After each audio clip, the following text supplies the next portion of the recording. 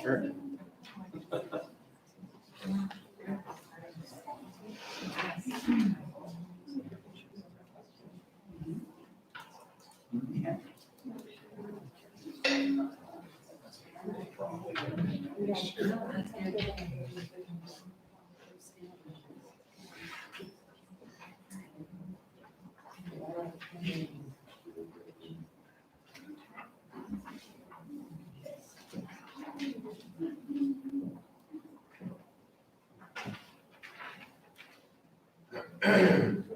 Sir.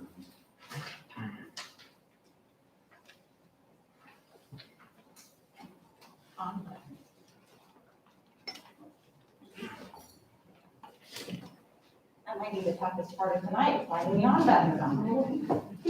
We're excited to have all of you be with us this evening, and we have a really, I think, remarkable celebration to kind of kick us off this evening. And I am going to turn it over to our superintendent in a moment, but we're going to honor service awards tonight and recognize tenure of our employees who've been here for milestone work anniversaries, which is kind of almost a favorite moment. So with that, Dr. Ross. Yes, thank you very much. We have several people that have been here 5 years, and those ceremonial awards are out on the table because it's difficult to put them all in here.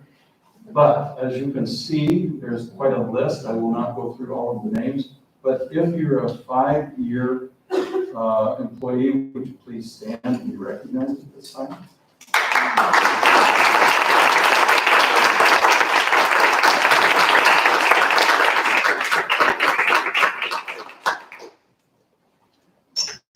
And we have a nice long list of 10 years as well. Jody, I don't mean to sound less like door number 1, 2, and 3, but what is the service award? What does it look like for tenure? For tenure, it's like a paperweight, Crystal paperweight, and 5-year is a plaque. plaque. Okay? And so those that are here this evening and have served the district 10 years, would you please stand?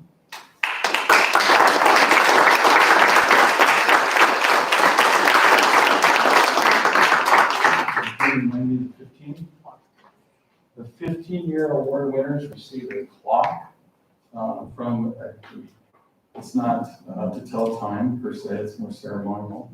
But as you can see, we have 7 that have been with the district for 15 years. Those of 15 years, would you please stand?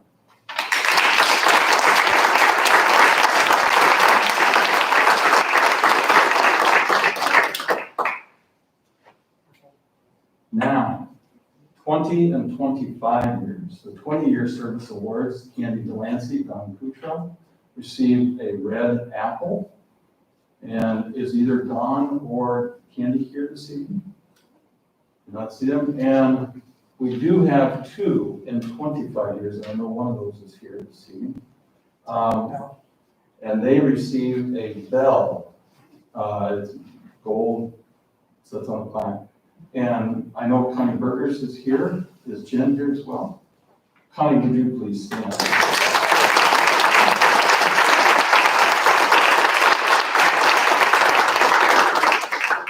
And we do have 3 that are retiring with quite a few years of service this evening. And I know one of those is here this evening. So would Mary Claus please come forward?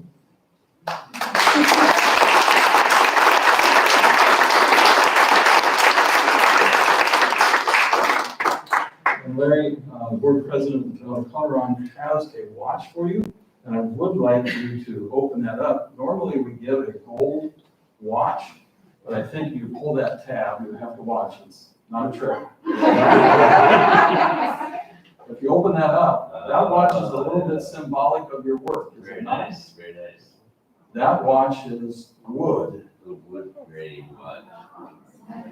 Larry, congratulations, and thank you very much for all the kids that you serve for Bennington Public Schools in our community. Appreciate you.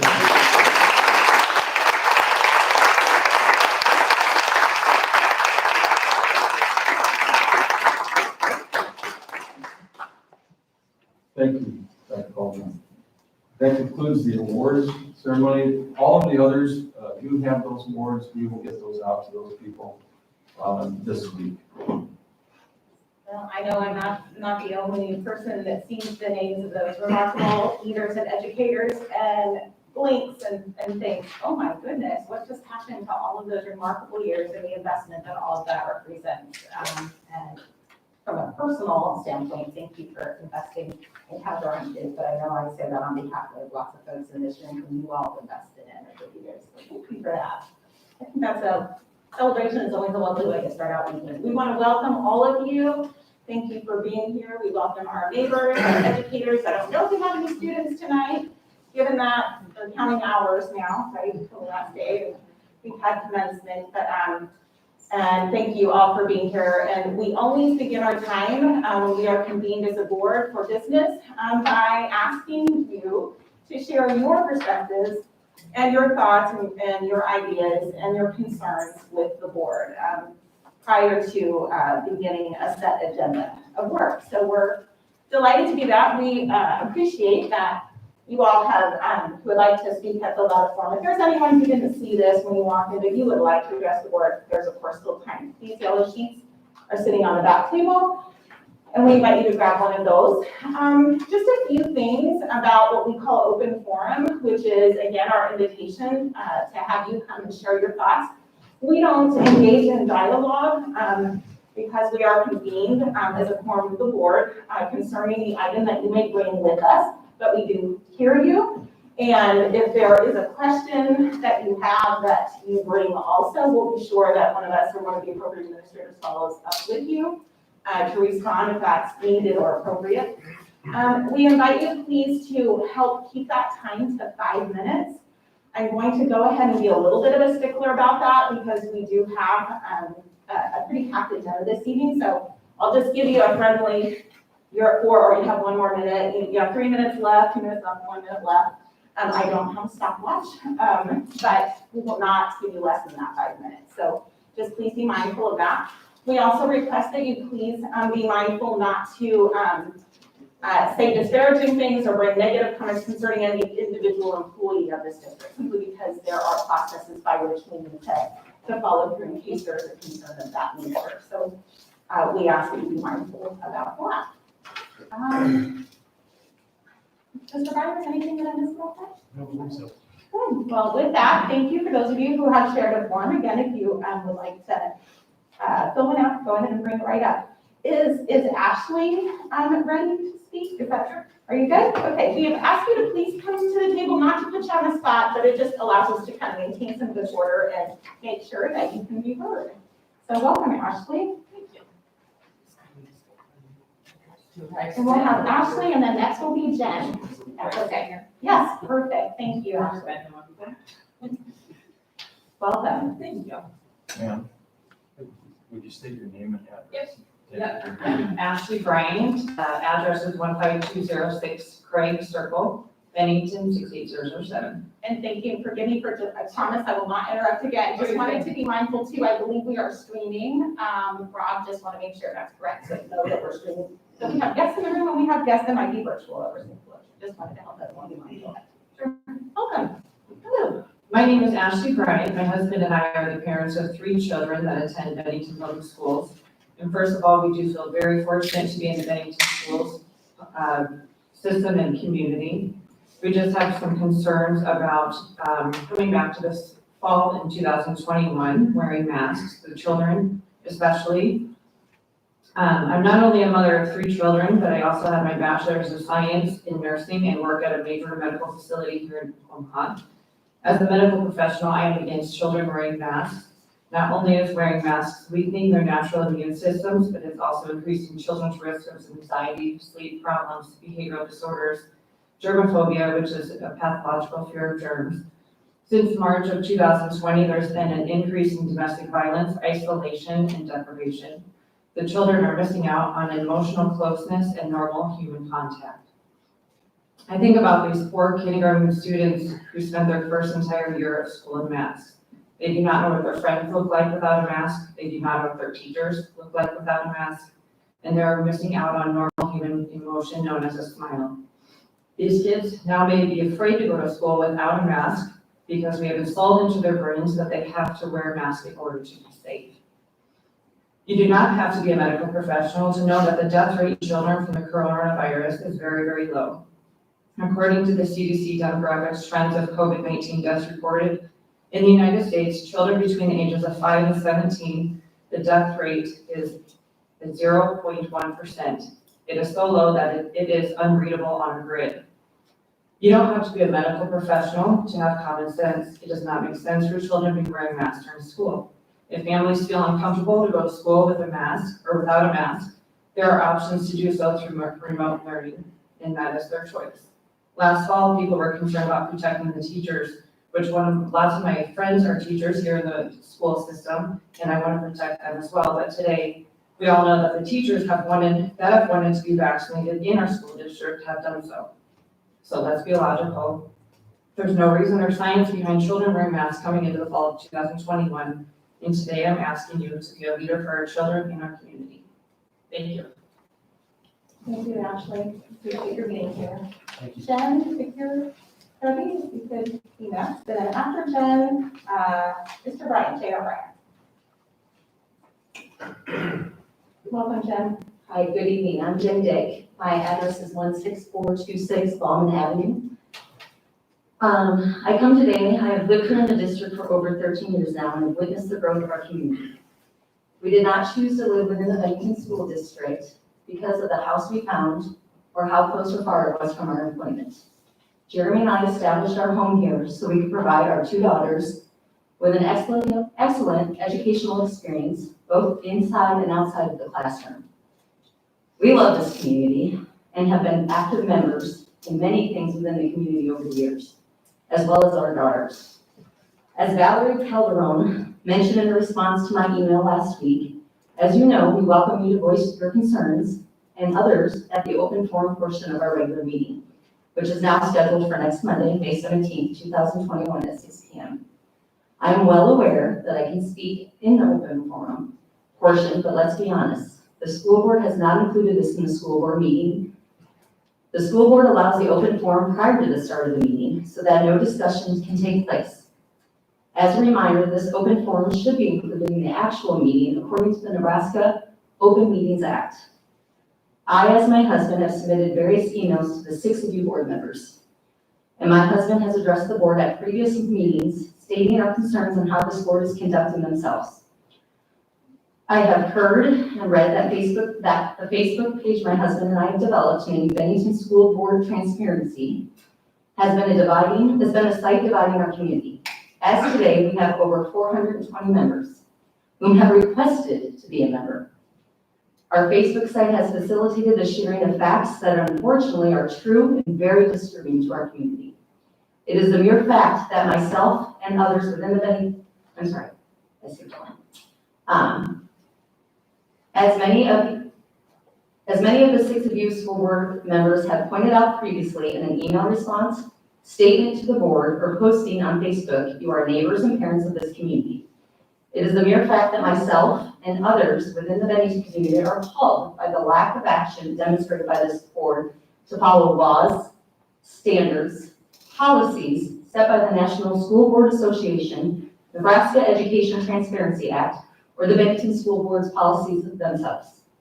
Most importantly, the Bennington School Board is not holding the superintendent, Dr. Hawk, accountable for his actions and behaviors.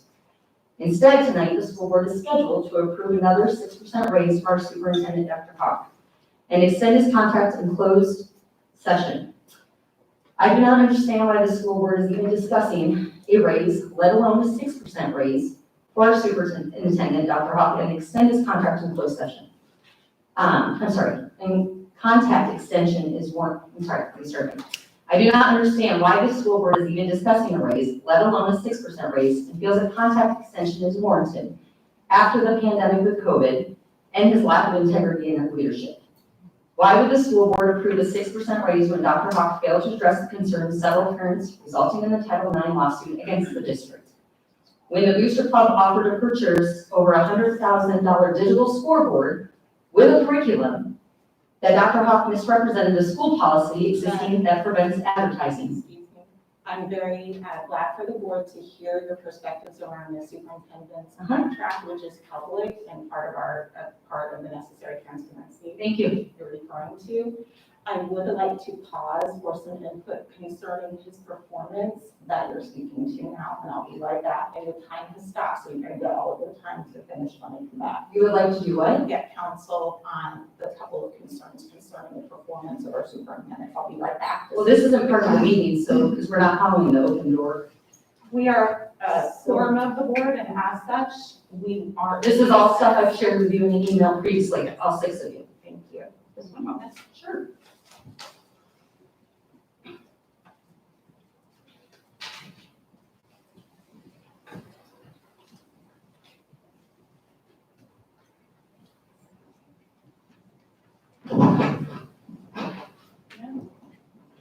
By chance, just, sure. Thank you. I just need to mark where I'm at, so. Thank you so much. Sorry, I don't have sanitizer to sanitize.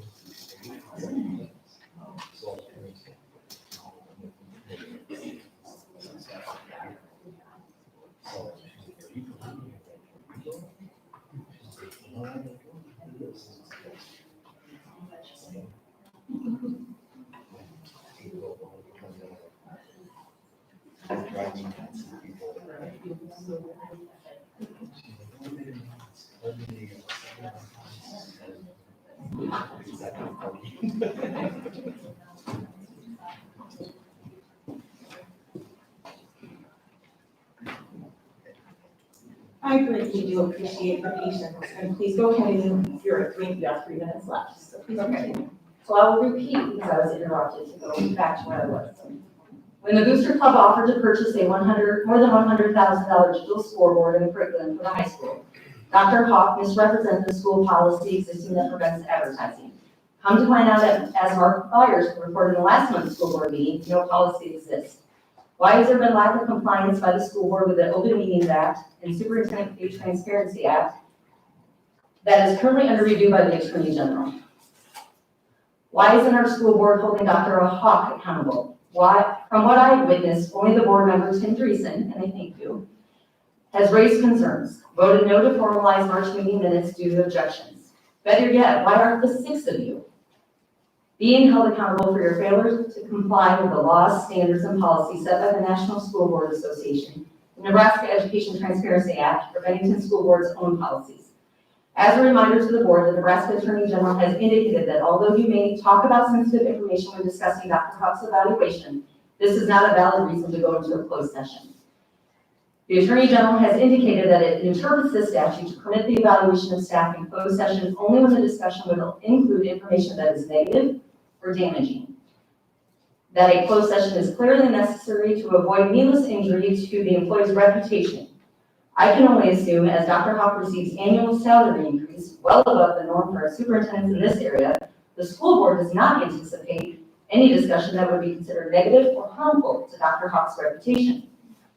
I ask each one of you to think about why you ran for the seat you sit in tonight at this table in an email I sent you last week. I remind all 6 of you again that your role is not to facilitate everything Dr. Hawk brings to the school board as quid pro quo. Your position is to hold him and the other leaders of the district accountable, investigate your constituents' concerns, and act in the interest of your constituents. Is the school board's message today to its constituents that misrepresentation of non-existing policies and fighting a Title IX lawsuit that is wasting thousands of tax dollars is justified as a 6% raise? Tonight, the very same constituents that elected you to sit in these seats and hold you accountable are watching you closely to see what each one of the 6 of you board members do with the concerns you have heard from multiple community members over and over. In closing, a school member must never neglect his or her personal obligation to the community and legal obligation to the state of Nebraska, nor surrender their responsibilities to any other person, including the superintendent. Reference policy 201.01, 202.01, and 301.1. So if you're neglecting your obligations, then I have to ask why. What's it in for you? Thank you. Thank you, Jen. And J.R. Bryant.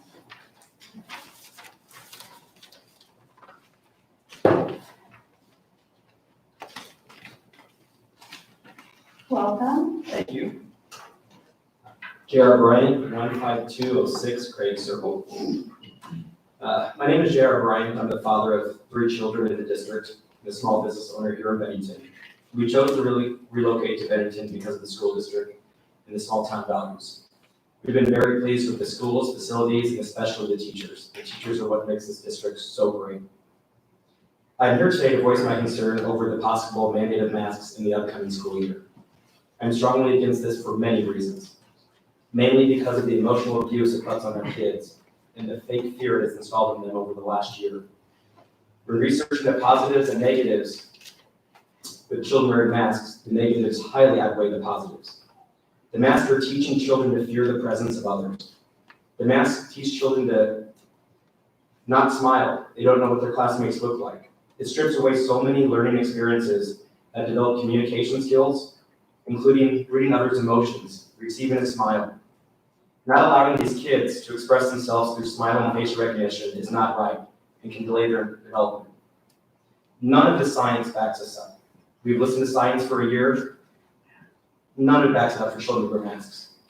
While doing research, children have a greater chance of dying in a car accident than from getting deathly sick from COVID. So are we going to ban traveling school buses? Because they have a greater risk of dying and getting hurt that way. If this is really about the safety of the kids, then we should. In my business, I'm out in the city working every day, and what I see is pretty disgusting. I see on a daily basis children 5 years old, last week, walking alone, 89 degrees, with a mask on. For me, that choked me up.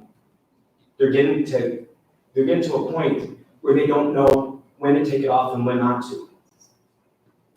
I see children outside playing recreational sports while wearing a mask, while running and doing physical activity. This is not healthy, and it's sad to see the schools have set this precedent for our children. The worst part is that everyone in this room knows that the statistics do not back this up. It is 0.001. It doesn't even show up on a graph. But yet, we're telling them they have to wear it for protection. That word protection. Children think they're in danger when they hear that. Just so you know, when kids return home from school, the mask comes off immediately. Everyone in this room knows that. They go on with their normal lives. Playing, having sleepovers, playing sports, spending time with their friends. Every parent knows this is what happens when they come home from school. Then they have to wear them all day the next day in school when they've been around the same kids. We're installing control and fear over our children, and we should be ashamed. We have made it through many sports seasons this last year without any mask wearing at all. Football and baseball had no masks, no social distancing. We have no dead kids. But then they have to wear them to school For educators, I just don't understand how you guys can go along with this. I'm here to plead with the school board to do the right thing. Your role was not chosen by the federal government, not by a political party. Your role was not chosen by the CDC. We voted you guys in. We elected you to represent us. I don't know if you knew this, but the wearing of masks in schools is listed at the U.S. National Library of Medicine as a respiratory protection effectiveness clinical trial. It's a clinical trial. I did not sign up my kids for this trial. And that's why so many districts now are seeing kids go back without them. I can't believe this much time has went where we can stop and say this is our parent to make this decision for the health of our kids. I don't think educators have a right to place on our kids without our consent in a medical trial. I've been following many lawsuits around the country concerning the masking of our children, and they're starting to fall.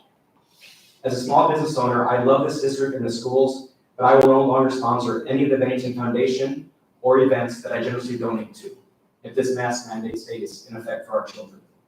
By this time, everyone in our state that has wanted to get the non-FDA approved vaccination has received it. We followed CDC, they said 2 years ago, or 2 days ago, we don't have to wear them. We still are. So we follow the CDC or we don't. Because I look around this room and apparently we don't. There is no need to force these children to wear masks when those who have concerns have been vaccinated. Healthy people wearing masks, especially children, does not make any sense. 30 seconds. Children need to grow their immune system and develop antibodies for many other viruses other than COVID. You as a school district, please allow my children to develop their immune system. I am prepared to remove my children from the Bennington schools this fall if masks are reintroduced. I will go to a private school that has the guts to stand up to politics and science. If parents want their children to mask, by all means, send them in masks. I have no problem with that. But allow us parents to make the other decision for our kids who believe they should not be in them. Thank you. Thank you. Appreciate you being here, Thank you. JR. Thank you. And next we have Brian and then Carla. It'll be Brian and then Carla and then Margaret.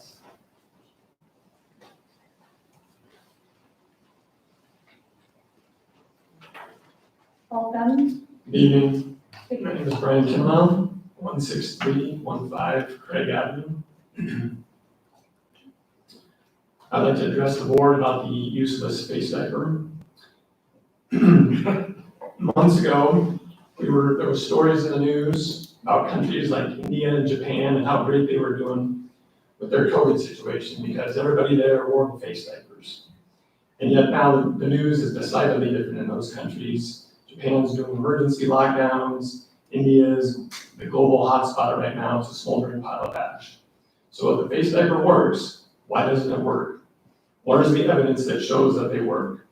Where is the state or city anywhere in this country that shows that they work? That had sky-high cases before, mandated the face diaper, and then suddenly cases were under control.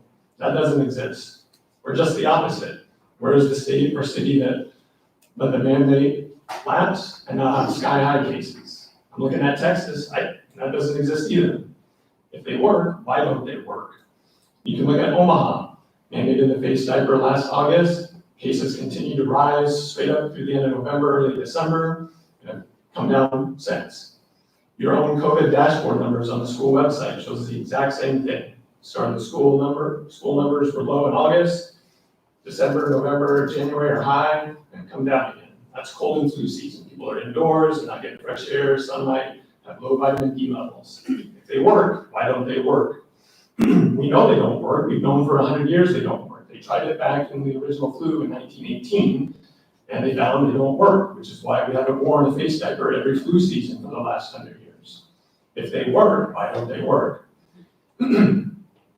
You're talking about an airborne respiratory virus, so it's all aerosolized particles that come out the side of the diaper, out the top of the diaper, which is why your glasses get foggy. And it goes right through the diaper. I'm talking about 0.1 microns. It's like throwing sand through a chain link fence. They don't work. That's why when you go to the grocery store, you can smell the barbecue and the Chinese while you're shopping for your groceries with the diaper on. They don't work. Now, by the way, I think everybody here would be comfortable if we close up the doors and drop the chemical agent like anthrax in there because we all have diapers on and we're safe, right? They work, right? They don't work. Now, you can dismiss what I'm saying because I'm a nobody. But why is it that in this country, any doctor that gets up and says what I'm saying is being censored and deplatformed? That should be a concern to everybody here. Why is there just this unanimous consensus from every doctor in the country that they all work, and anybody that says, has any guts to stand up and says they don't, they're getting censored?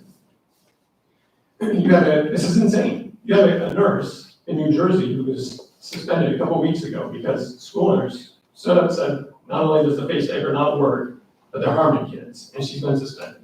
This is insanity, and it needs to stop. They took the first step by making it optional outdoors, that's good, but take the next step and make it optional indoors as well. We got other school districts like Lund Public Schools and school districts in Iowa doing the same thing. I want to know when Bennington's going to make that decision. And if not now, then when? And if you're not, why not? What's the justification for not making it optional? People have gotten vaccinated. I mean, the vaccines work, right?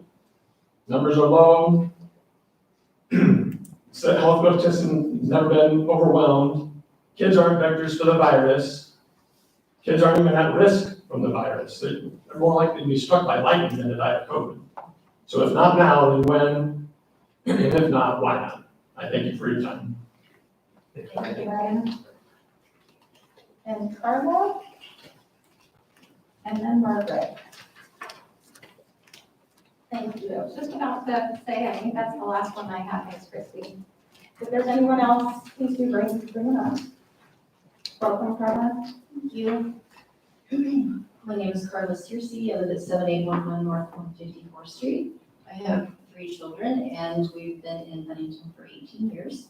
I'm here to oppose any mask requirement for the 21-22 school year. We have enough information at this point to know that kids are not at risk of getting or transmitting COVID. The mask requirement should be dropped immediately, as Nebraska is considered to be in the green zone now. A petition has been started a week ago and already has around 400 signatures, and it's growing. The small numbers that are expressing their opposition by showing up here are not representative of the large numbers of parents that feel the same way that I do. Most are assuming that you're going to do the right thing next year and drop the requirement. My fear is that you won't, and over the summer it will be announced that kids must be vaccinated or they will have to mask. It's absurd that parents would have to come here and ask that our children be allowed to breathe oxygen freely without something covering their mouths and noses for 8 hours a day. This is child abuse and it has to stop.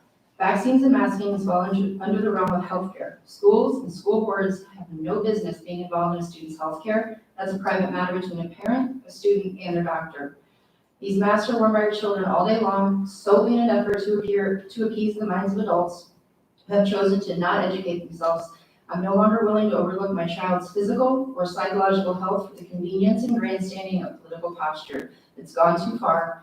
Beatrice Public Schools eliminated their mask mandate. They've had no rise in cases. Alliance and Bridgeport Public Schools never had a mask mandate and never had an influx of cases. Aurora Public Schools always had masks as an option and never had a surge of cases at all.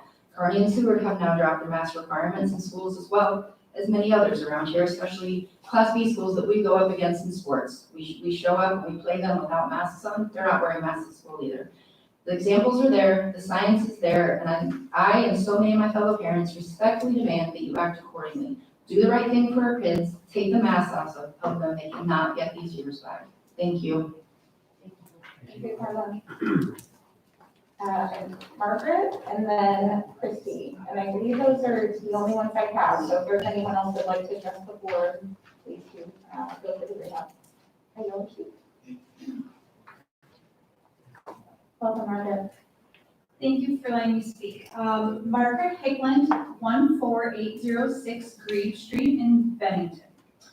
And I just wanted to come up and personally thank each and every one of you for putting the mask policy in place for the current year.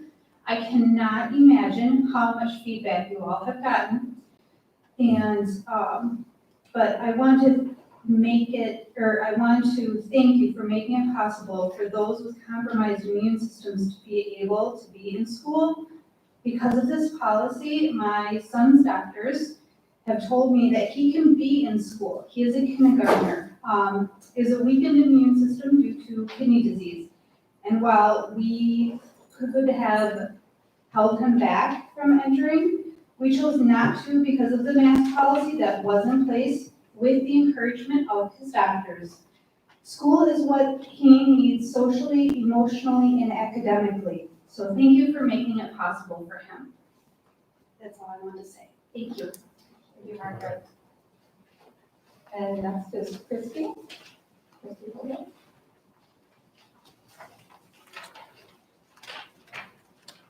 Thank you. And we'll invite you up. Good evening, I'm Christy Hogan, 8122 Kilpatrick Parkway in Bennington. I didn't come prepared with facts and research, but I just wanted to join our last speaker in saying thank you for helping the environment and the kids this year be able to be at school most and almost every day. I know my kids were able to attend every day and had a healthy year.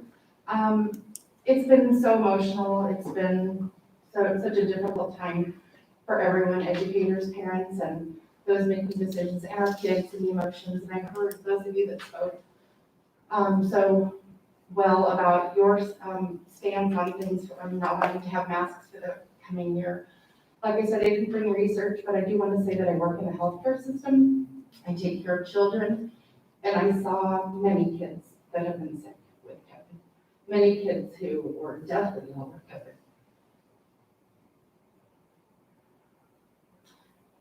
They might not have been your kids, but they were someone's kid.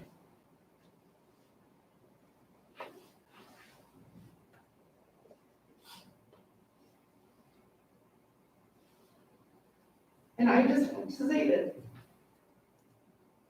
it was important to me to follow what we thought was best and to do our best. And those of us that have chosen to get vaccines and have allowed our children to get vaccines and help, I think that's wonderful. For those of you that cannot or do not, that's okay too. I hope that everyone stays well. I don't want to see your children sick like I am. So, thank you. Thank you. Thank you. And finally, Dave.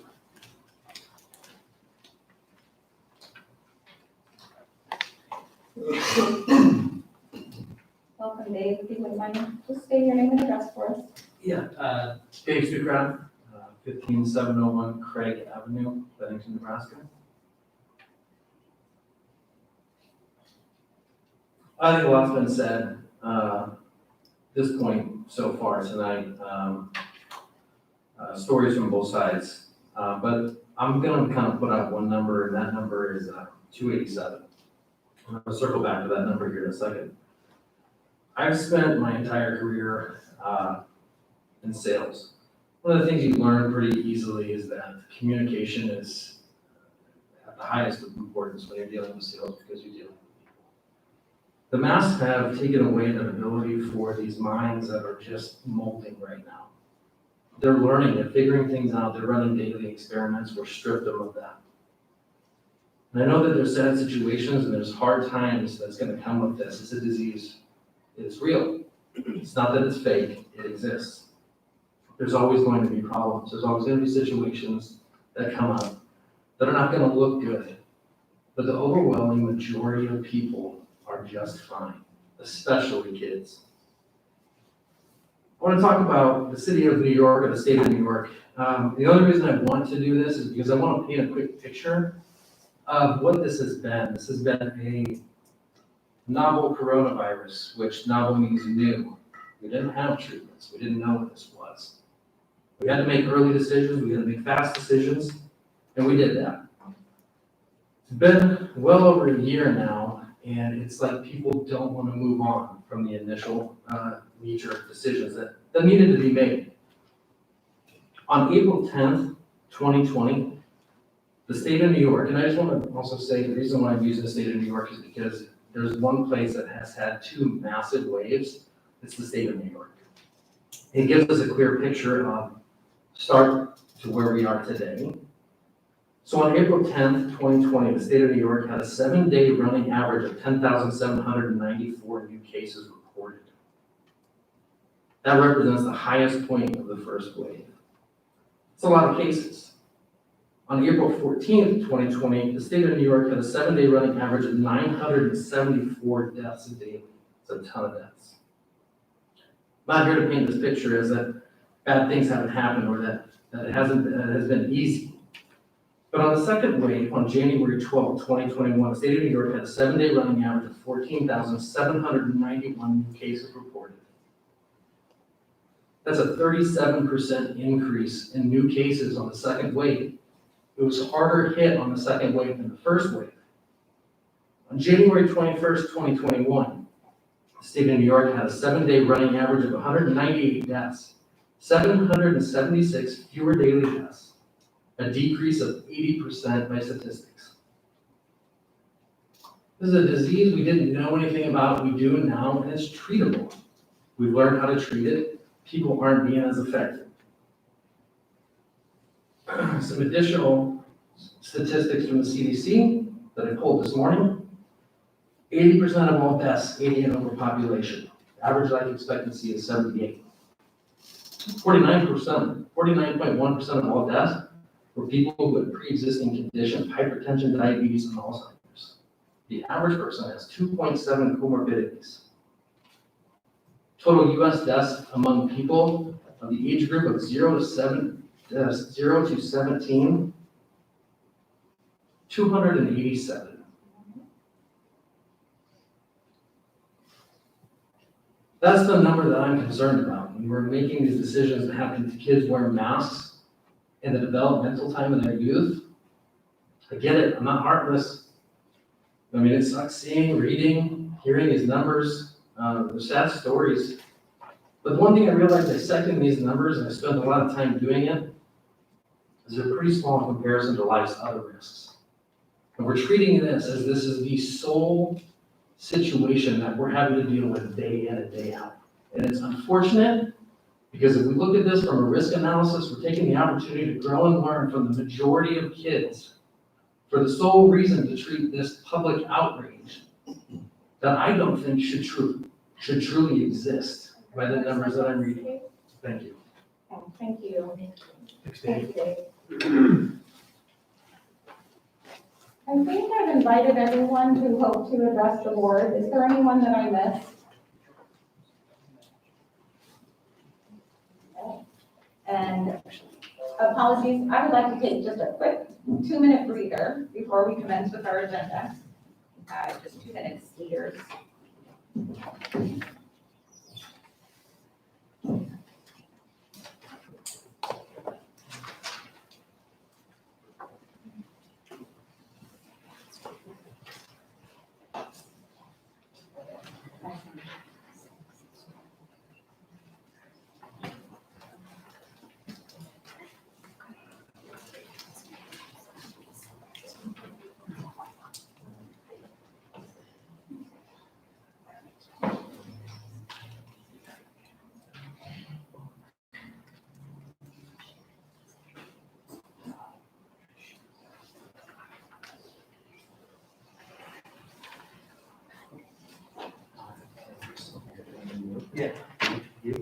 I'm good friends with you. Oh, nice. Yeah, I work it.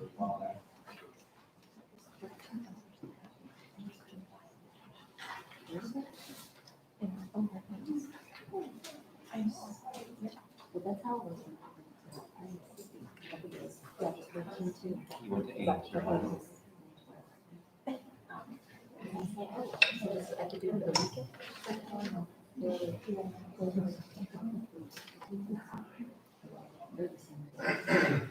Are they? Yeah. I thought she's done.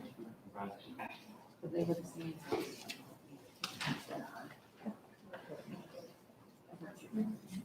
She's done.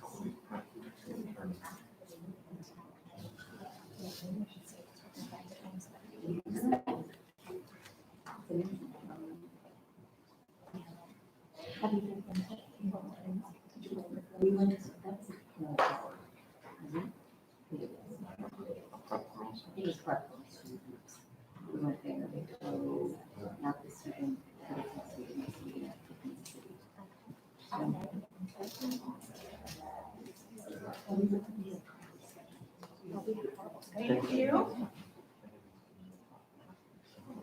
Thank you. I didn't say talk amongst yourselves, but I should have made sure we all knew this stuff. So we are officially called to order at 6:44. Once again, welcome everyone. We do begin our work with the consent agenda. That includes the approval of our evening's agenda as well as previous minutes. I'm not sure who had bills this week, maybe someone could remind me. And then, Mark and I did. oh, perfect. Anything, concerning that that you know about? Off my end? I did not have anything. Nothing unusual. With that, we have a possible motion concerning the consent agenda. I move to approve the consent agenda items as presented, which includes a temporary non-resident request. Thanks, Mark. We have a motion by Mark. Is there a second to approve the consent agenda? I second. Thank you, Tim. There's a motion by Mark and a second by Tim to approve those following consent agenda items previously mentioned. The agenda, approval of the minutes from the April meeting, made claims for payment, and the non-resident request, so thank you for that. Any discussion concerning the consent agenda? Hearing none, Jody, please call the roll. Kara, Yes. Heather, Yes. Valerie, Yes. Allison, Yes. Tim, Yes. Mark. Yes. Thank you. With that, we will move into our reports from our administrators. Should we go backwards or should we start with elementary for normal? Who's up for elementary reports? Thank you. Hans Nelson. Hi, how are you? So this just real quick, these are just the elementary numbers for all 4 elementary schools, our current numbers. And then we did have our incoming kindergarten parent roundup meeting virtually this year. That was very successful, and we sent a copy of those videos out to families for those who were not able to attend. And then we also were able to have our fundraisers at the end of this year, where we did fun run for our obstacle course fundraisers. And then students earned awards, but then also we had all school prizes such as principals coming Sundays and giving back to the walls and silly string and that sort of thing, because we all met our building goals. So congratulations to everyone on that.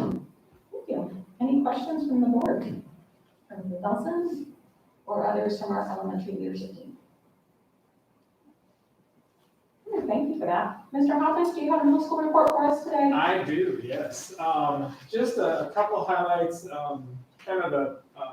One of them is we had our 5th graders come up for 5th grade visits at the beginning of May, which is always so fun to see their excitement to transition to middle school.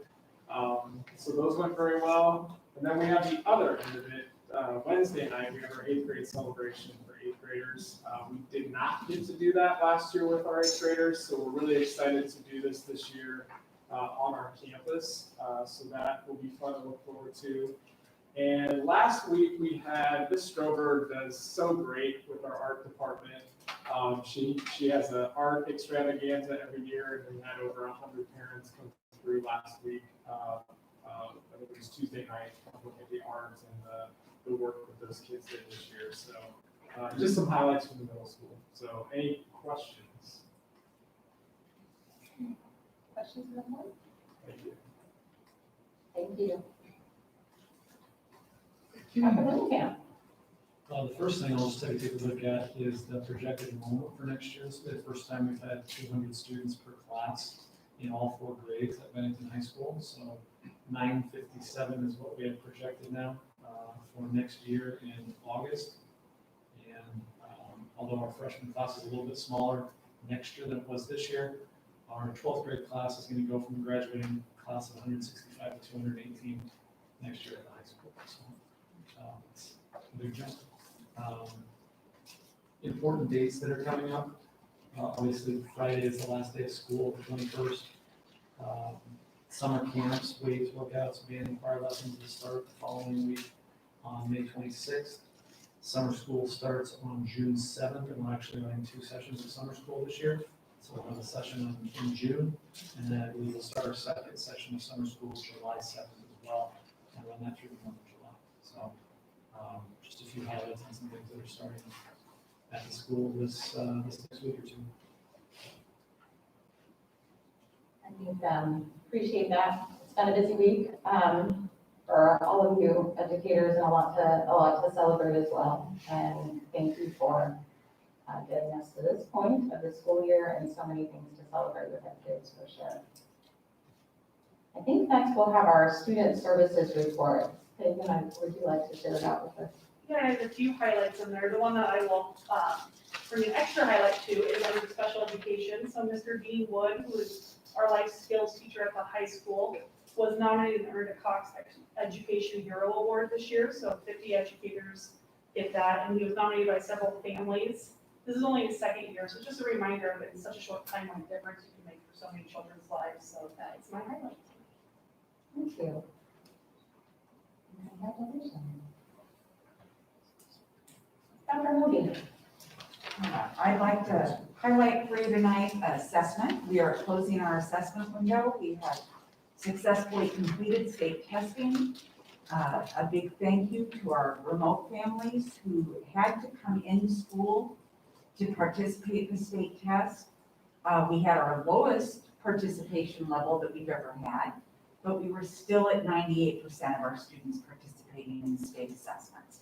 So that's a thank you to those parents who worked with our schools and made arrangements to come in. So, and then we're in a period of transition with state testing. The state is attempting to reduce the amount of testing that we place on students with math testing as well as state testing. And so they are moving to what's going to be called NSTAS growth, which will be allowing students to take part of the state test while they're doing their math assessments 3 times a year. And so we hope in the end it will reduce testing.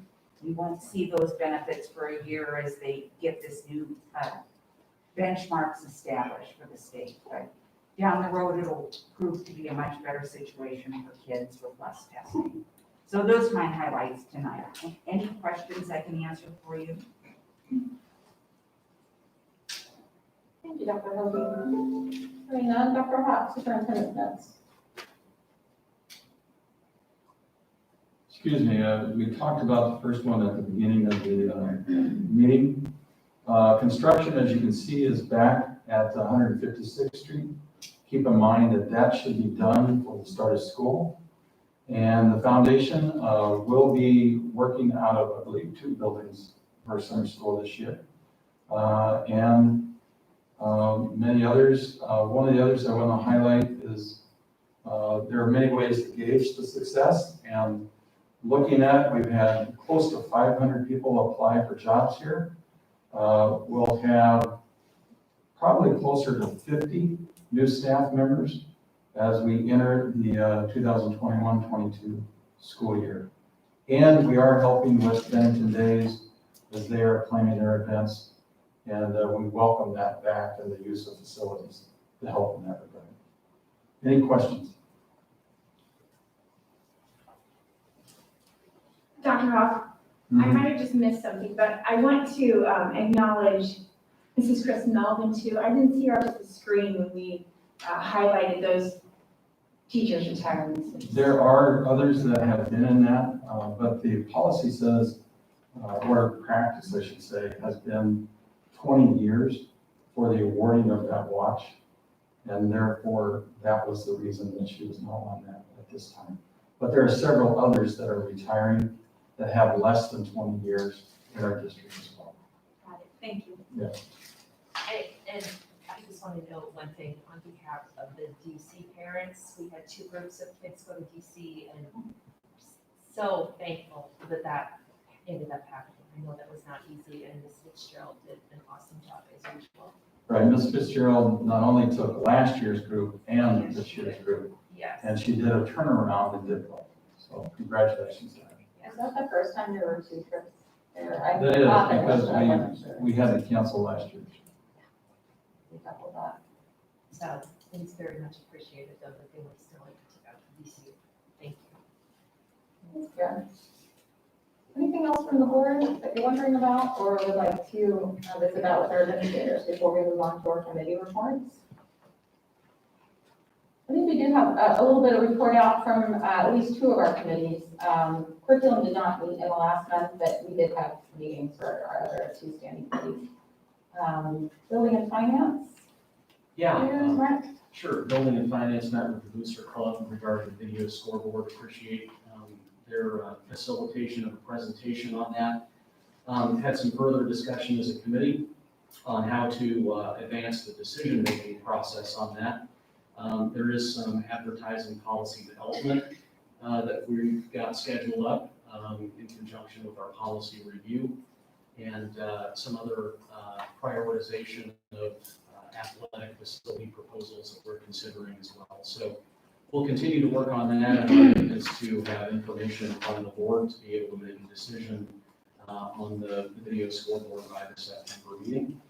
We'll continue to stay involved with or engage with the Booster Club through that process. Allison or Tim, anything to add there? I don't. Anything else from the policy? All good? Policy committee did meet, kind of had a pre-meeting to think about how we were going to facilitate policy review, and we did have our first meeting with our consultant from the Nebraska Association of School Boards. Lots, as you can imagine, important TDM around policy review, and we made it through 2 sections and have a plan to kind of make up the 3rd section of our policy series before our next meeting, which is scheduled for June. So we have in-between work to do around that, of course, and really appreciate that committee because it is a lot of content, as you can imagine. But we also appreciate Mr. Luby, who has decades of experience around this, guiding about that. So it was productive. We did get through the first 2, as I mentioned, the 100, 200s, and couldn't get to the 300 series. So we have kind of, as I said, kind of a make-up homework to do about that. And that will be carrying over into our next month. A few things, just generally speaking, fellow board members, while we keep up obviously legislatively with those policies, there are some that are not necessarily legislatively driven that also need visited that are just clearly dated, candidly, because it has been a lot of years since the process. So we'll make sure that you all have a chance to see that new content, which we're inviting that content to be shared with us. And then we'll be able to craft some of that that's really unique and particular to our district. There's not a ton of that to do, but there certainly is some. So we're, again, just kicked off with that, but really appreciate the time. But if there is something too that the committee's wondering about specifically, just know next up is 300, 400, 500 series. So if other board members who don't sit on that committee, if you do have input or thoughts, just be sure to share those, and we'll make sure to just make note of it as we're meeting. So the next meeting is late June, I think it's the 24th. Can I ask what the finish date is? 21st. We would, the hope is to bring that as a manual ahead of one of our fall meetings. I'd love it by August. That's like a best case scenario, I think. The reality of the content that we're reviewing is it's a lot, so it might be September, but I'm hopeful for August. But also the hope is that we might have a workshop opportunity where we can review some of that too before we would actually bring it to a regular board meeting for review, because I just think that makes sense. So and we'll chat a little bit about that too. Yeah, good question. Anything else? Other board members? Good. Anything else on committee reports? I think that's all that I have. Good. Construction report and updates. Yes, I would turn it over to Mr. Berg from DLR. Good Welcome, evening. Mr. Berg. We have 3 projects currently in process. Next month we'll probably have 2 more, but one may be dropping out very quickly. So I will start with the middle school report. We've got a lot of masonry block going up, a lot of the walls heading up. We're starting to top out some of, putting some steel, some hollow core, some of the rooftop areas. About 80 to 90% of the footings are complete throughout the building. Continuing to put in underground utilities down the hallways, such as plumbing and electrical. The geothermal well is complete in the vertical range. They're now tying it in horizontally, and they've installed the vault. Moving on to the elementary school, a little bit behind that, but not too far. They have footings in the majority of the building. They've completed the footings in the academic wing, moved over and completed the areas of the gym and the kitchen area, and then they're working in the center to tie it all together, doing underground, as well as they put the hollow core on top of that. Site utilities are continuing there as well, and geothermal is starting here shortly. The Pine Creek addition is nearly complete. We're looking at having that done here at the end of the month. Couple of the items we're going to wait until after the kids get out of school so that they're not working around them, such as the landscaping and some of the final areas outside so kids don't track through it. As you can see, this is the Pine Creek addition. That was actually about 10 days ago. So they've started putting in ceiling tile and carpet. And so we're kind of closing that area up, and we're going to be working on the transition between the existing school and the new.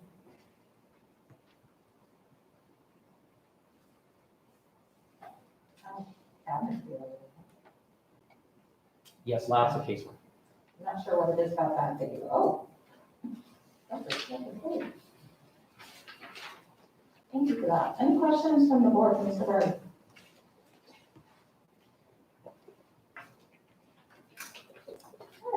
Well, I think Regina Meredith is with us this evening to share about work with the foundation. Thank you for being here, Regina.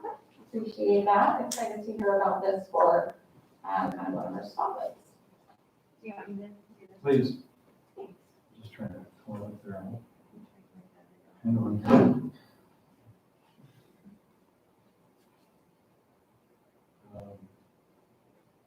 Am I okay if I stand over there, Rod, for the? Wherever you want. That's sure good with us. That's sure good with us, but good with you. Okay. See if the arrow works. All There right. we go. All right, so I'm Regina Meredith, and I'm the Executive Director of the Bennington Public Schools Foundation, and it's a nonprofit that was started in 1992 by the superintendent at the time, was Doug Townsend, and some community members. You guys might recognize some of those names on there. The primary purpose was to give the community a way to make tax-deductible donations to support students and teachers in the school district. And one of the primary things they wanted to do was scholarships. So that's why in '98, they had their first scholarship for $300 was awarded. This is our board of directors. It's a volunteer board, and they're on kind of a rotating schedule, and people go off the board and people come on the board. So if anybody was ever interested in being on the board, I'd love to hear from you. Our staff, myself and Alyssa Dahlgren, are the two full-time employees for the foundation, and then Lance Sindelar and Faith run the All-Star Kids program. So one of our programs is the All-Star Kids program, and then we have approximately 50 part-time employees that we run through our payroll, and that is All-Star Kids employees. We have a lot of part-time employees, and also we pay, one of our programs is teachers that work study centers at the middle school and the high school. So we pay those teachers as well. So one of our main programs is scholarships for graduating seniors. So this past year, we gave away 44 and about $50,000. Over time, the foundation has provided $450,000 in scholarships for graduating seniors. Second biggest program is probably classroom grants. Started this in 2008, and we are just now going to start doing it fall and spring, so we can try to give teachers more opportunity to let us provide funding for, it's basically new and innovative projects that enhance student learning. It can be from $500 to $3,000. This past year, we only did about $16,000, I think, just because of COVID. It just wasn't as popular. I mean, I think teachers just were doing the best they could, and not everybody was writing a classroom grant. But the spring before, we awarded $30,000. So that's kind of average, and we hope, as the district grows and we get more teachers and more students, that number should grow. All-Star Kids program, so that's our main revenue generator. The foundation runs that. we didn't have as many students due to COVID. But for next year, we have 367 registered. We already have some on the wait list, so when we open a new elementary school, that'll be nice. That we'll be able to get those kids in the program as well. And then we have a record this year of actually have about 180, over 180 now in the summer program. So that's a record number for us. Thank goodness we're gonna be in 2 buildings. That'll make it a lot easier to run the summer program, but we're happy that we have that number and that parents are ready to get their kids out, for the summer with us. Project funding is just another program. So the foundation funds 12 programs. Some take more time than others, but project funding is just another way to be able to provide funding to teachers and for needs in the district. So you can see a list of some things we've done through project funding. We do robotics club at the middle school and the high school through project funding. We do sponsor the musical and post-prom, and sometimes we get different requests throughout the year, and if we have that in our budget, we'll fund those. Student Needs Fund, we always have done a good job of being able to help families and students in need in our district. So if a school counselor or an administrator reaches out and has a family, they fill out an application just to verify the need, and then the foundation has provided winter clothing and just normal clothing. There's kids that need just everyday clothing or tennis shoes or school supplies, glasses, kind of you name it, we've provided it. And then sometimes we do scholarships for students with financial need to attend Camp Invention. And we've also on occasion provide band instruments for students that can't afford them, and then they do stay with the district, so the kids don't keep them, but the district keeps them when they're done using them. The district can use them with other students. Teacher development, we started a few new programs in 2016. This is to provide teachers the opportunity to attend national conferences in their area of expertise and bring that information back to their fellow teachers and share it in the district. So we are allocating $15,000 a year to this. And then Student Family Impact, that's another relatively new program we started. And this is to allow us to provide funding to the buildings to bring speakers, assemblies, or workshops in on different topics. I think this has been very successful. They can be on topics like bullying, suicide prevention, responsible social media, and parenting. Words for Thirds is just kind of a program we took over from another organization that was doing it, but we do provide dictionaries for every 3rd grader in the district. It's kind of our first time to get in front of students, and they kind of get to know who we are. And the kids love it because there's the longest word in the English language, and they just can't get enough of that for some reason. And study centers we started that in 2018. So a lot of times what I do is I meet with the administration about 2 or 3 times a year, and we talk about what they would really like to see funded or what they think needs to be funded. And so like one thing was study centers in the middle school and high school. So the foundation has teachers on their payroll that the teachers come in, they'll have an English and a science, I believe, in a math teacher in the morning at the high school, afternoon at the middle school to try to help students with their academics. And then Teammates Mentoring, we started that in 2014. That was another thing where the administration said they really felt that our students could use a mentoring program, and Teammates is a great one, and so the foundation started that program, and the foundation pays the program coordinator that runs it. And so she offices that like kind of with us in the foundation office. And so we currently have 85 mentor-mentee matches. That's awesome, but we can always use more mentors if anybody's interested. And AP test reimbursement, the foundation partners with the district to reimburse parents if they pay for their students to take the AP test and they actually do sit and take the AP test. And it encourages more students to take the AP exam and experience the rigor of college level testing. We have 2 events, annual award ceremony in April, and that's where we and all the local organizations hand out scholarships. And then we also have of the year award winners. So the foundation every year recognizes a couple educators of the year, support staff volunteer of the year, and we just started alumni of the year. And then we have our annual gala, and that's going to be August 15th this year. And we've been doing that for 6 years. And usually the proceeds from that, we talk to the administration about what do you want funded. One year we did steam carts in all the elementary buildings. We provided funding for level readers, playground equipment. So, okay. I think the year before last, the foundation provided about $180,000 back into programs and one-time funding in the district. This past year was not quite as much because some of our programs we really couldn't fund, like screening and seekers and things like that. All-Star Kids program is our main revenue generator. And then I talked about the gala and how we do kind of one-time funding projects with that money that we get from there. Okay. All right, I skipped my last page. It's okay. Sorry. My last page said, we're working on donor development now. So the foundation just wants to let people in the community know that, that they can consider the foundation in their will or their planned giving. So we started a legacy society for people that do say that they put us in their will. And then we have our annual fund giving, which we do through Bennington Gives. And we have one endowed scholarship fund right now. So if somebody funds an endowed scholarship, then we will generate a scholarship every year off of that income, and we'd like to do more of those. So that's just things we're working on. So any questions? Thanks. Thank you. I just have one, Regina, on the last piece, are you just inviting people to kind of come and visit with you and leaders around what some of this planned giving piece looks like? Say that again. Do you have, are you just meeting with people and kind of giving information about what this programming looks like? Yep, and yep. giving and- We have marketing materials, we have pamphlets, and we have everything. So yeah, postcards. So we're giving those to CPAs or financial planners or people that we know in the community might be interested in. They have an interest in supporting that. Thank you. Thanks, guys. Thank you. Thank you, Regina.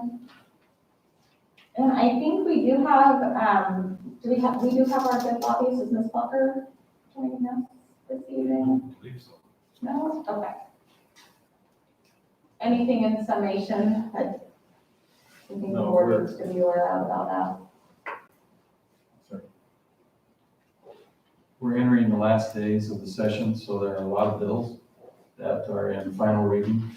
And sometimes when we get to this portion of the unicameral in the session, certain surprises occur, and they occur overnight. And so we very much are in tune with the lobbyist and what is going on down in Lincoln within the unicameral.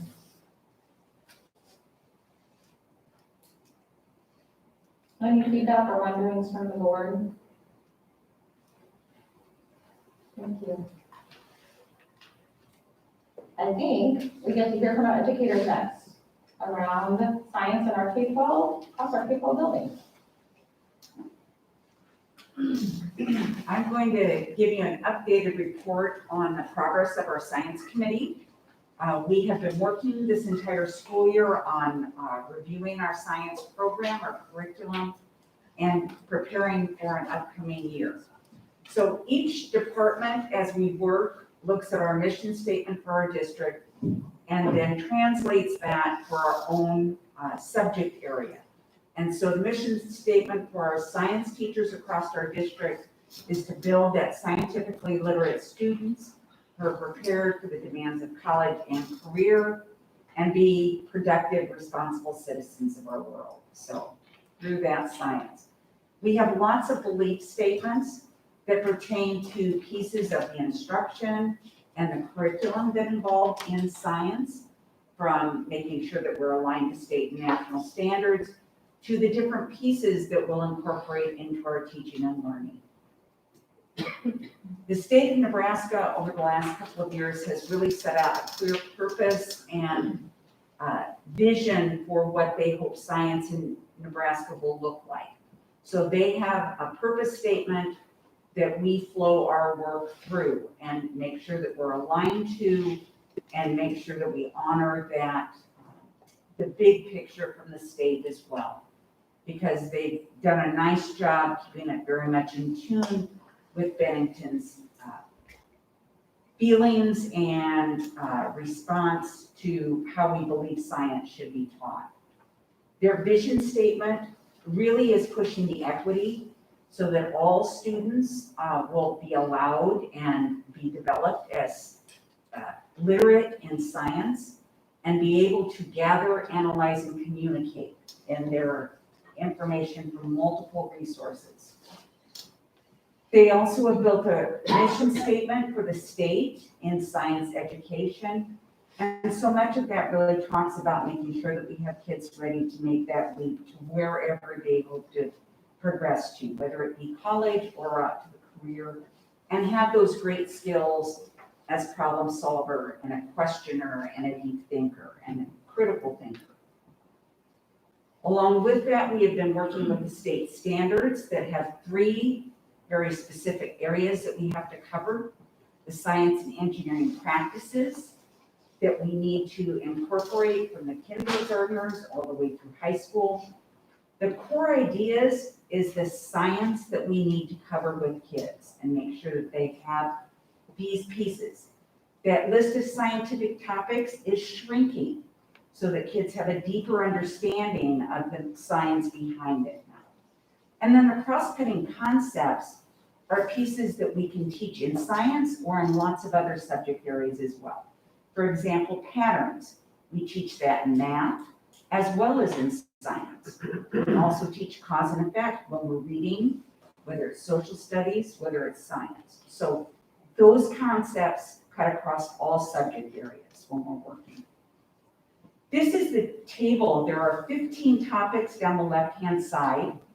The first 5 deal with physical science, the next 5 with life science, and the final 5 with earth and space science. And you'll see where the concepts are taught in the grade levels. So they're not the same every year. We're not regurgitating the same topics year after year for kids. They jump until we hit high school, where someplace over the 4 years of high school, they will hit all of those topics again. We had a large science committee that worked. That's why I didn't pick and choose who got to come see you tonight on their last week of school. Everybody from the high school and the middle school and the science departments were part of this committee. This team has worked evenings throughout the school year to be able to get this work done. And so kudos goes out to the entire team. And they'll be sharing out information with their colleagues in the next couple of weeks as we finish up meetings. The elementary and middle school are recommending the adoption of Amplify Science. The reasons for this recommendation is that this is an extremely innovative program for our kids. Very engaging, it's hands-on. It is phenomena-based, and what that means is they are presented a big event or some kind of phenomena, they call it, that kids will learn all the science behind it. One of the first pieces that the kindergartners will start with is they're going to be introduced to a pinball machine with the science behind that is push and pull and how that works. So they'll start with a big concept like that and then learn the science behind it. And they will learn to be thinkers and writers and argue like scientists. So the teachers are really excited about it because it's great for kids. We were able to pilot some of these pieces out in classrooms this spring, and the kids took to it very well and really enjoyed it. So we're very excited about the new program. It will be a challenge for teachers. It's a new way to teach. In the high school, these are the 10 courses that we're offering. The 2 at the bottom, the astronomy and the forensic science, are newly approved courses that the board has approved. They were extremely popular during registration, and so we are ready to offer those coming this fall for students.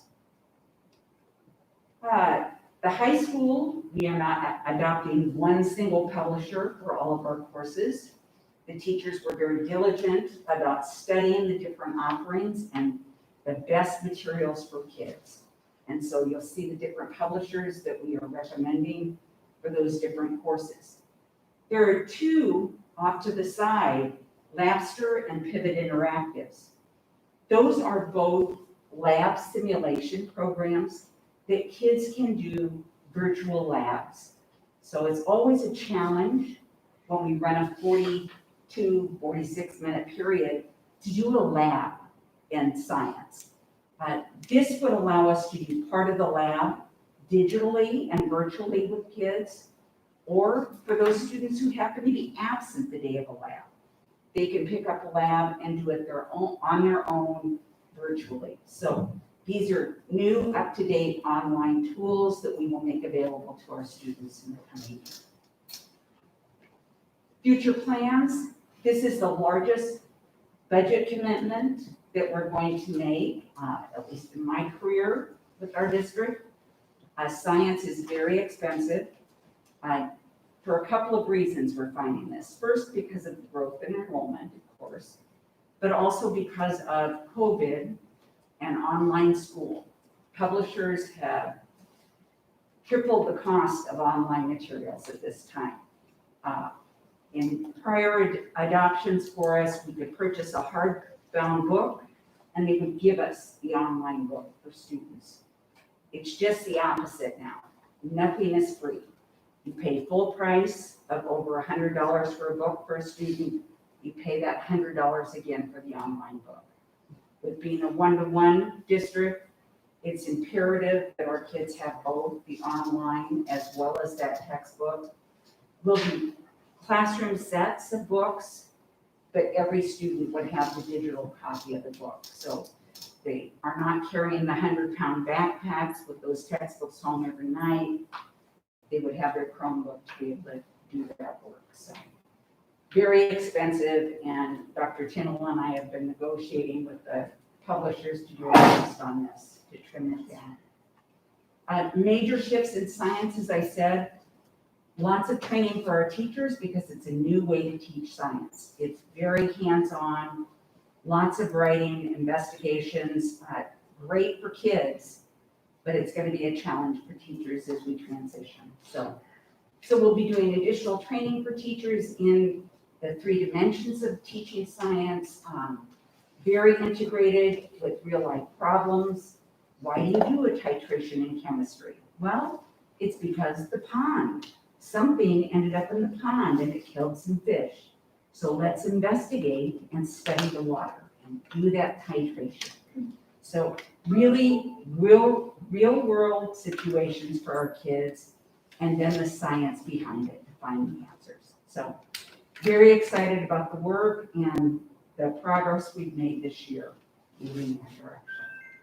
So any questions I can answer for you on the science adoption that we're recommending to you?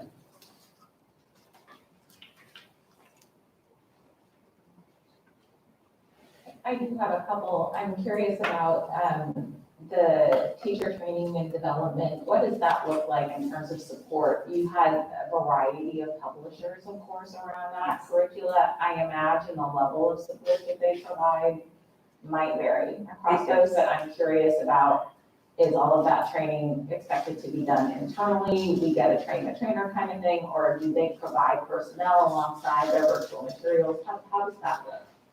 Most of them are offering us half-day or full-day trainings for teachers on these new materials.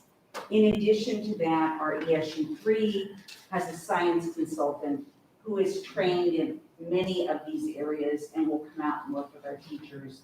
So we will schedule that on a regular basis as well. So. And then thank you for that. And then my other question is concerning student evaluation of these materials and the input that we have from other either districts whose students have engaged with one or more of these different curricula. I'm curious about what we might know around that. What we have found is with the Amplify Science that we're adopting K-8, Kearney has adopted that, Scottsbluff has adopted that. And those districts have reported back real enthusiasm from teachers and students alike about doing science and what that has raised the enthusiasm for the subject and the commitment to it. It is challenging, they have all said, just because of the time that's involved in that. And so we are working with our principals on how we can make those things fit in our schedules for kids as well. In the high school area, we have visited with other high schools and gotten recommendations on what materials they're using, how it worked. And so those things, Shannon and I would gather that, provide that back to the teachers with contacts. So they got a chance to visit a little bit with different school districts to see how it was going, so. Thank you for that. And concerning that budget, is that just around the curriculum? Or does that also sort of reflect the materials or different resources that you might need to implement?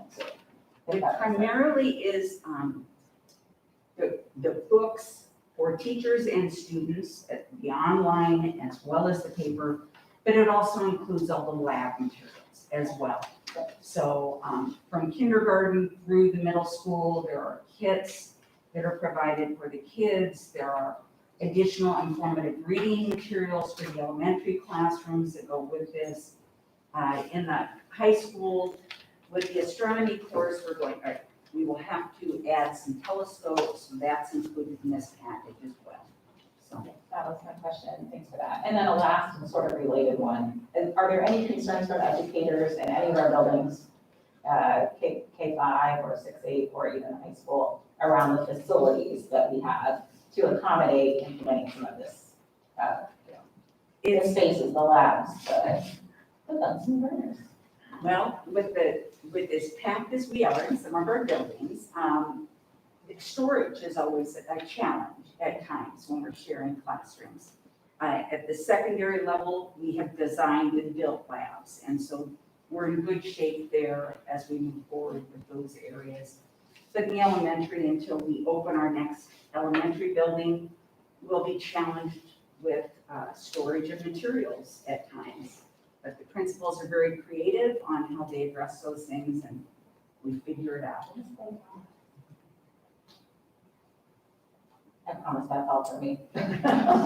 Anything else from the board for Dr. Hogan on science curriculum?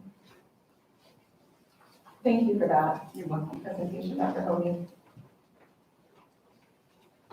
And then I do think we have an update from our number 4 team. Rule 14.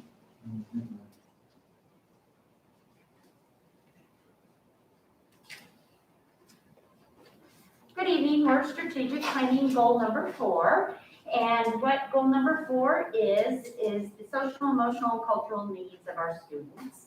And so we met earlier this spring, I guess, in April, and we added 2 new members. We're always encouraging people if they'd like to join our committee. We meet twice a year, usually in full committee, and then we have projects that go on or ad hoc groups that do things throughout the year. And when we met, we added 2 new members, and that's including staff members and community members, parents, board members. You're more than welcome to sit on this committee, and we encourage all the participation we can get. Our last meeting on April 20th, we really addressed 3 agenda items. The update on our SEL curriculum, social emotional learning. We're looking to adopt a curriculum, and it looks like it's going to be in 2022. It would be a K-12 program. There might be different, like we saw in science, different vendors or sources, but we are looking to adopt a curriculum where we teach and reteach and practice those social skills. The second part was our multicultural committee future planning. We had a fall committee and they made recommendations, and so we were following through with some of those recommendations and making sure we're addressing the needs of our district culturally. And the last thing is we annually do a Gallup survey of our kids. This is a student one. We do perception data through our Cognia or our school improvement, but this one is strictly to judge the engagement and the caring of our students and how they're feeling within our school environment. And so we did a data analysis of our Gallup data. Okay, so Dr. Tyndall kind of hit on the SEL curriculum adoption. Dr. Hogan and Dr. Tyndall have been leading this group for us this year, and so they developed a program evaluation tool that we then came together and calibrated and then went into small groups to evaluate 35 different curriculums, so a ton of work went into that. We completed the initial review process in small groups on May 4th, and then that's what our next steps are. We sent out a doodle to kind of see when do people want to work, do they want to do it this summer or wait till the fall? And to make sure that we had everybody involved from beginning to the end, we're going to start back up again this August. And our goal is maybe to possibly get a few of these that we can then pilot throughout buildings in the spring semester, so we ensure that we get what we want for all of our kids. The next part I mentioned was about our multicultural committee. And some things that came out of that was, what were we doing as a district to assess the bias within our curriculums? And so Dr. Hoagie and I developed a tool, and we've done SEL curriculum, we've done the science curriculum, we're also working on an intervention reading curriculum. And through all those processes, we use this bias tool and we train our staff on evaluating the bias that maybe the curriculum brings. The other thing that came out of the committee was to build a cultural competence in our staff. What were we doing to assess our staff's own competency to address our student needs? And so what we our committee came up with a plan during the opening days. We hope to have an interactive presentation for our staff and include in that a self-evaluation to understand our own unconscious bias, because we all know we have it from the experiences that we've gone through in life and what we've been exposed to. So what are our unconscious bias? And then identify instructional practices to support cultural competence within our classrooms. And what we hope to do is, once we train our teachers and believe that their cultural competency is increasing, also teach our principals to assess them and give them feedback in those competencies. And the last thing, we have a leadership intern. He's someone within the district. What he has been tasked with this summer, and I plan to work with him, is he's going to analyze all the feedback we got from stakeholders, and we're going to revamp, if we need, our educational philosophy statement based on our multicultural beliefs, and also look at our annual report, what we put out and present to the district. Are we being transparent and providing enough information about our cultural competence and how we provide experiences for our students?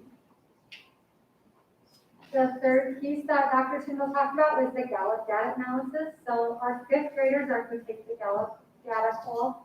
They take it in the fall of the year. There has traditionally been 4 trends that we analyzed: engagement, hope, entrepreneurial aspiration, and career and financial literacy. This year, belonging in SEL took the place of the last 2, entrepreneurial aspiration and career and financial literacy. So analyzing it longitudinally, we just have 1 year of data for belonging in SEL. So we met together as a team on May 12th to identify some strengths and some challenges and some implications for the district based on this Gallup data. And we kind of came up with the, I don't remember what.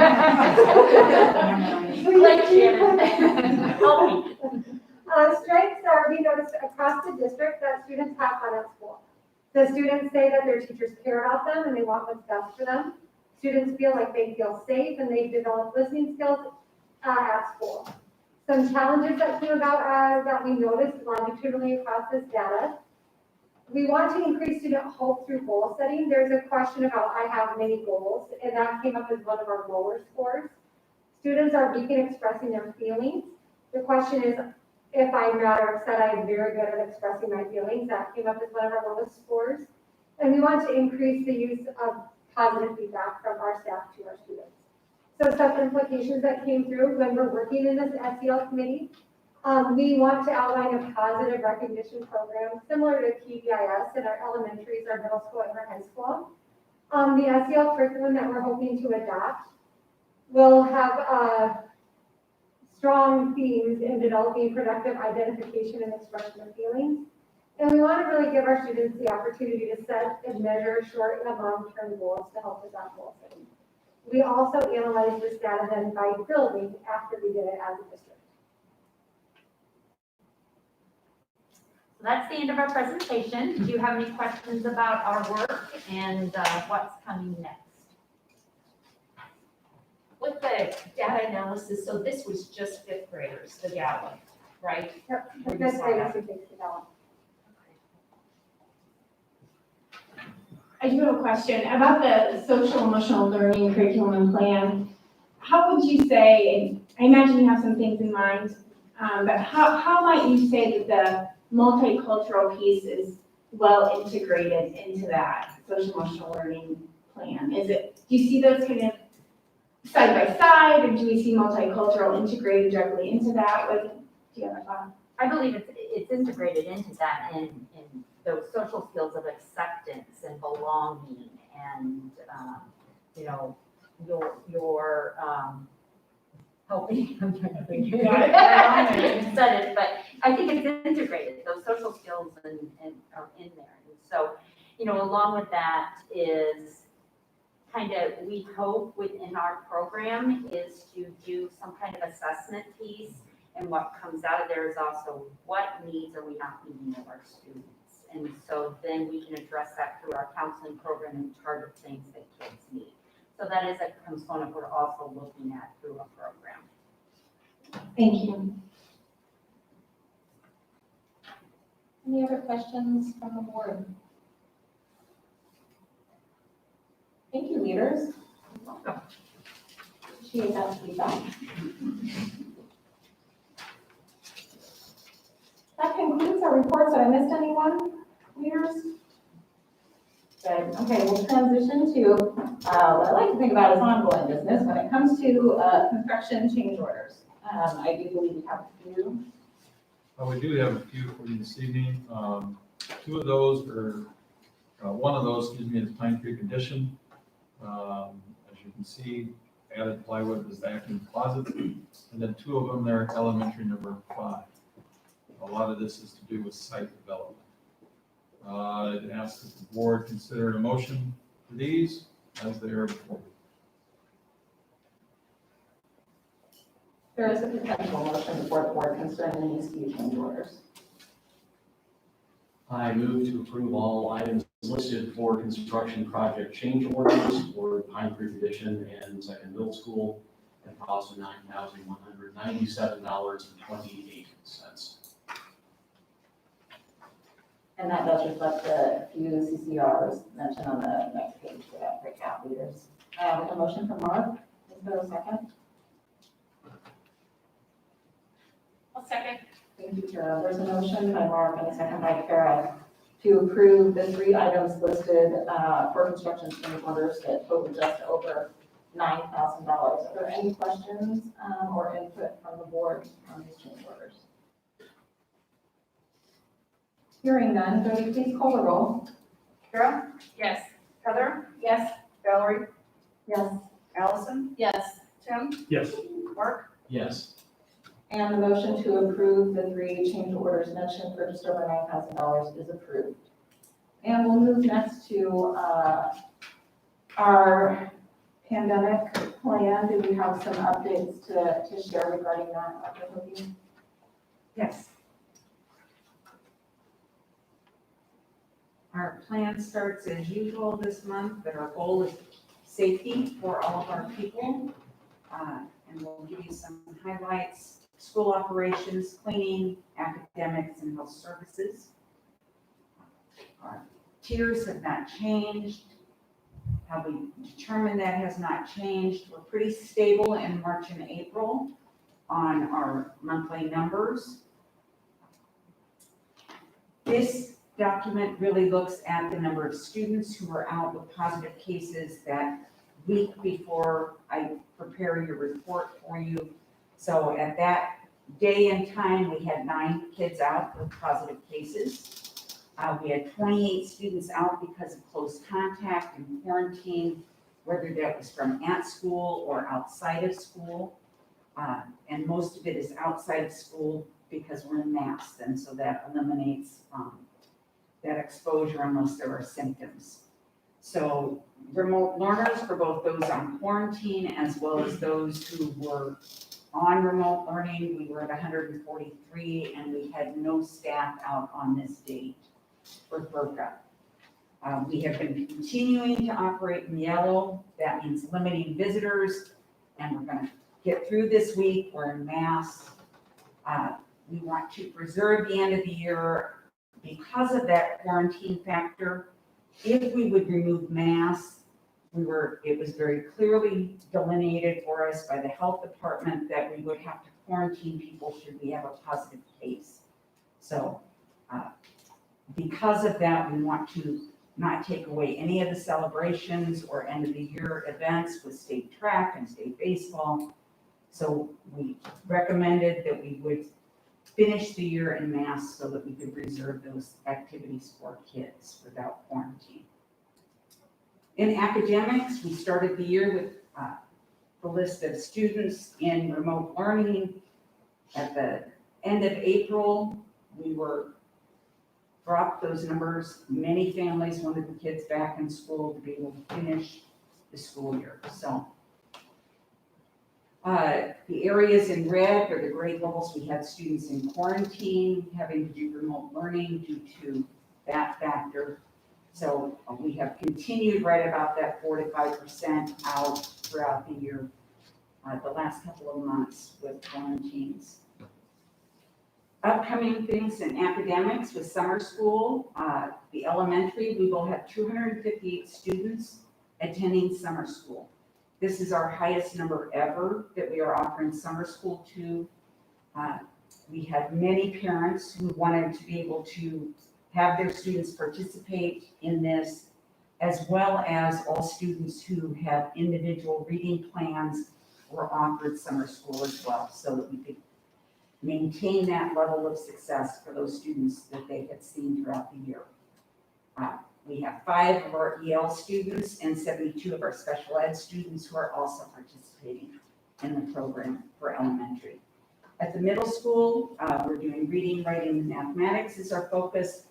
We have 51 students, a couple are still pending. 15 of those students are special education. We have 8 staff members on hand to work with kids. So really excited about what we're going to be able to do for that. Our high school program, as Dr. Blumenkamp had reported earlier, we're offering 2 sessions of summer school so that any students who have needed assistance to make up credits, that's our main concern. Research shows that if we don't get kids their credits each and every year on their path to graduation, oftentimes they don't make it to graduation. So we had more students who were struggling last spring with us out of school and then coming back with the struggle, are we in school, are we out of school, quarantined or not? It was a struggle for some kids. And so we have opened it up for summer school to get as many kids with credit recovery as possible. We are doing a live in-person algebra class each day during these sessions as well for students who struggle in math. It's a lot harder to learn mathematics through the computer than it is to have that teacher at their side in the classroom. So that's the reason we're offering that in person. Otherwise, there are online courses that the students will participate in with teacher support to earn back those other credits. Summer school safety protocols, we are just, the way the state funds us for summer school and the way that we look at summer school, it is just a continuation of the school year. So our plan is to continue as we have been. All staff and students will be in masks during those hours in the classroom. When we're outside, that's mask choice for people. We'll continue our hand washing. We'll have our hand sanitizer available. We are continuing with our day porters in the buildings that we have summer school going on to help with spot cleaning. As teachers, that way they don't have to clean door handles and those pieces as well. So we are offering our Summer Bridge program to all families, whether they're in summer school or not. This will include online opportunities for all the kids. We are keeping those opportunities that they have during the school year available through the summer. We are sending home handouts sometime this week with the kids from kindergarten through 8th grade of what's available. The state of Nebraska, through some of the CARES Act money, is providing the Zern MAP program. And so kids will be able to use this at home. We're going to have it throughout the school year next year and as another support for kids who may need extra help to catch up, or even to do some enrichment is available as well. So we'll get that information out this week for kids to carry home. For the upcoming school year, we've done a little bit of work. The first piece is that we're going to recommend to you that we will not offer remote learning. We would not offer synchronous learning to students who are not in the school building. This, any students who cannot attend school, they would need, for us to provide the education, it would be through a documented health issue, which we have always had homebound learning for those kids who could not come to school for some reason. But in order to qualify for those homebound services, they need to have a special education IEP or have a 504 plan, which is a personalized learning, some kind of disability that impacts their learning, but not to the extent that they qualify for a full special education plan. So we will be sending out a remote, to all of our remote learning families this information with a questionnaire to determine if they will need this health-based homebound learning. As I said, this has always been available through an IEP. If the student has their own health need, that this is a medical condition that they should not be in school from their primary physician, we would work with them to build this plan so that they would qualify and would receive these homebound services. This would not include somebody in their household that has health concerns. A number of students who chose to stay home early, the family requested that because of other people in their household who were health compromised. So this is totally based on a plan for the student themselves and their health needs. The homebound services come in many forms. It really is more of a personalized plan, whether it's paper or Google Meets or all different kinds of things, whether it's online coursework, but we build that plan for that individual student and base it on what they need to be successful in school. So, and there are definitions for you there of the IEP and 504 plan. The next steps, we'll continue to work on this plan. Our plan would be to bring you the draft of our return to learn plan for next fall at our June board workshop so that we can dig deeper into that and address some of those other issues. We'll continue to use our last early dismissals for that professional development and building that consistency of instruction and to document our academic progress during the school year. So that's probably the biggest piece right now Dr. Kendall and I are working on is we've got lots of data and let's see how close we got to a full year of school in the situations that we had from last spring to the current time. What questions do you have for me at this point? Are there still meetings being held with the other schools, the superintendents and the health department? Those continue? How often? Sorry. Kara, yes, those are held weekly and they're with the MOAC group, which is Douglas and Suffolk County. Keep in mind that represents about 40% of all public school children in the state. We do have a meeting set up, GNSA, this Wednesday, and where we have some collaboration with health officials to discuss this very issue about next year plans.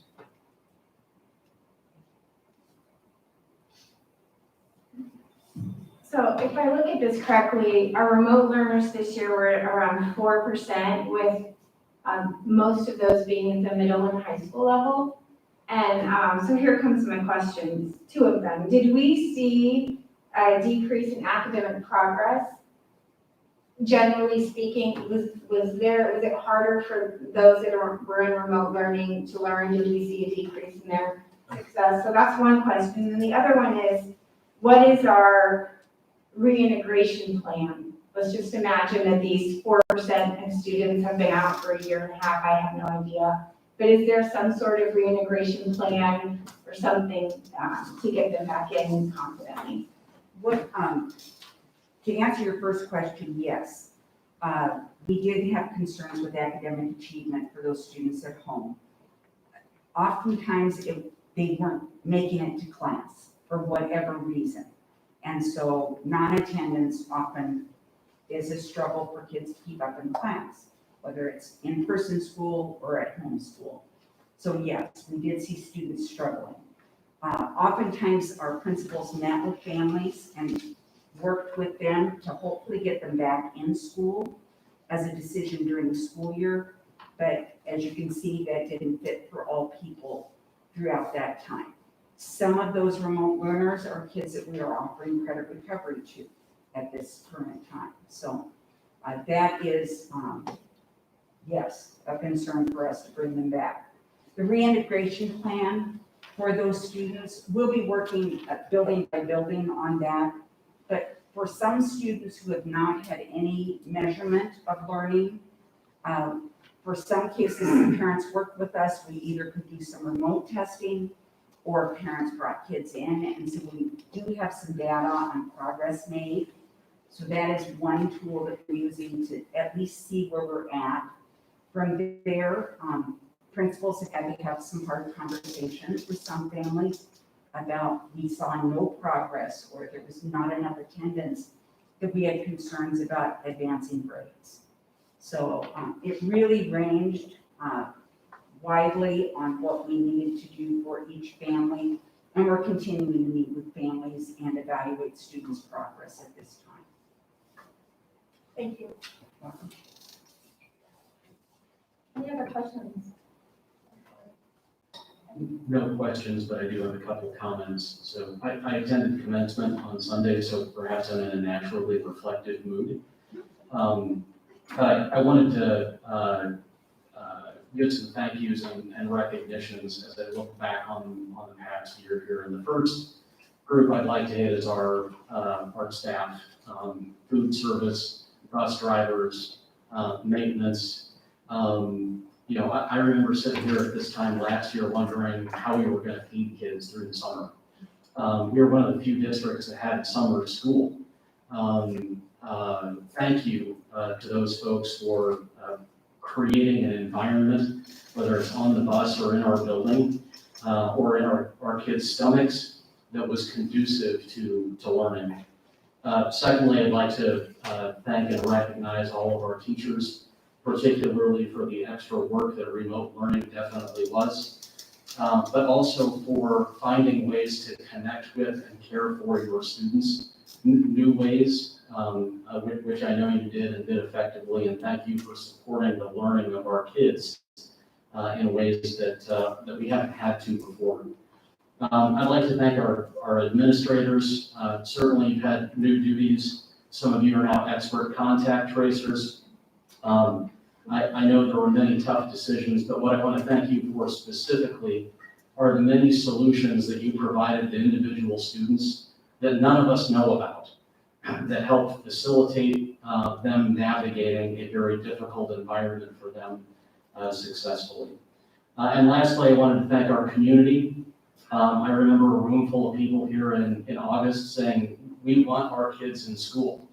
And we're willing to partner with the district to figure out how to make that happen. Not every district in the state went back full time. And that had impact to kids learning, to families economically, because they had to figure out childcare. Some schools went back and shut down schools for a week or two or more because they couldn't get teachers to teach in their facilities. So we landed on protocols that we felt would keep us in school. And I appreciate the community's support as we navigated those waters together. And so here we are. having finished at the end of the year and looking forward to a new one. And no doubt there will be opportunities to reflect on this year and take things from it that we want to carry forward into the next year. And no doubt there are other things that we will want to leave far, far behind. And I appreciate the consideration of that in the creation of the plan. But at the end of the school year here, I didn't want to let the opportunity to thank all of the dedicated people in our community and in our school system that made this school year work. So, Well said. thank you.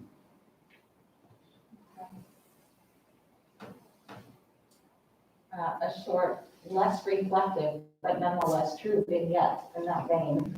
I had the opportunity to do a very first time hybrid workshop this week in my other work world, which I had never done. And virtual, tons of it. Live, tons of it. Hybrid, not so much. Literally the first time I needed to call somebody off before that.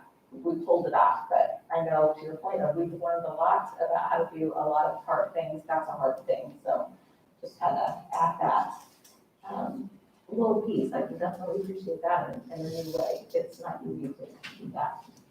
But any other questions from the board? And I appreciate the mention about that, but we'll have more to chat about at June workshop, which is on our agenda to chat about in a little bit.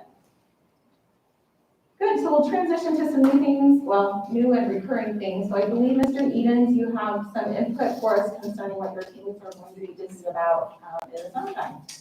Yes, good evening. So not as busy of a summer as it has been in previous years. We only have the one Pine Creek edition that we have to open up and move furniture in and help with punch list. But nonetheless, we still have our normal duties that we do every summer, which is paint touch up, summer repair list from our admin and our teachers, which right now we have 35 work orders that teachers have submitted. We're going to do mulch beds, parking lot paint, crack repair, aerating, fertilizing school grounds. And then because of COVID and the way the recess went out, we're going to do a lot of seeding this summer because the grass is very torn up. So next week we'll be doing an orientation and training for our summer crew members with an emphasis on safety and equipment use. We have 3 grounds crew members that also help with projects. 2 of those are students and 1 is a bus driver. And then we have 3 painters that will be working around the district, and all 3 of those are food service crew members. Some of the things that we're seeking to do at the warehouse right now, we're looking at expanding our shelving to provide better access to supplies, a little bit safer for equipment moving, and better storage of our curriculum materials. Our bus barn has some serious potholes, so we're going to get a asphalt overlay, especially the part that goes across the walking trail.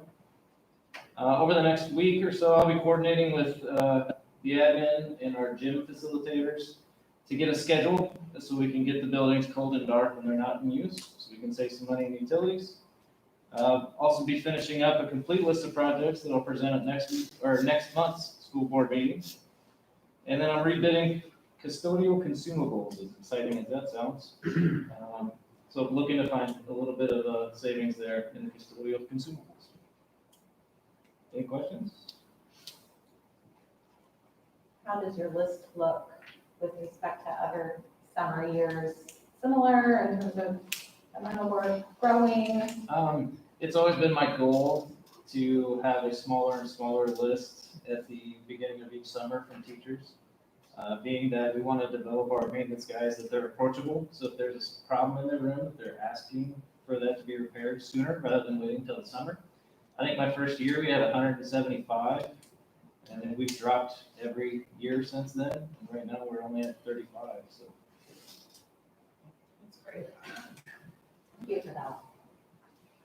Appreciate that perspective, and because the land, the space that you're thinking about isn't left. So I appreciate the ways that your teams are addressing those as changing and sort of evolving with our growth. So thanks for that. Any questions from the board? Good, hearing none. Next item that we're chatting about is our June board administrator workshop, which we have traditionally held in this month and will do once again. And just to kick that off, we know that there seems to be a longer list of potential agenda items for that workshop than we can get through. So we always want to be just super intentional about things that are high priority for that time. So Dr. Hogg, you or Dr. Hoagie or others of your leaders, I'll give you guys the first thoughts. You've already shared a little bit about what we need to have on that agenda to kind of let the board share with us what they're thinking about as well for that time. Yes, I think there are 3 agenda items that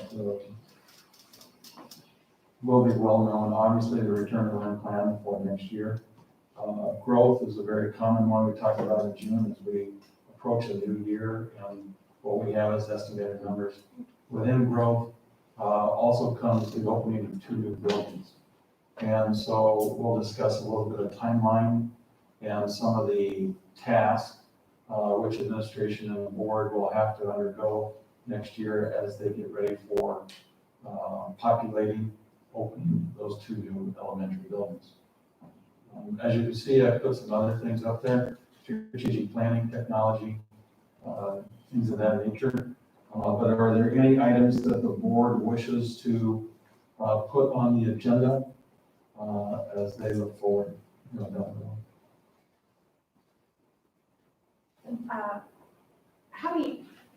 What's our time limit?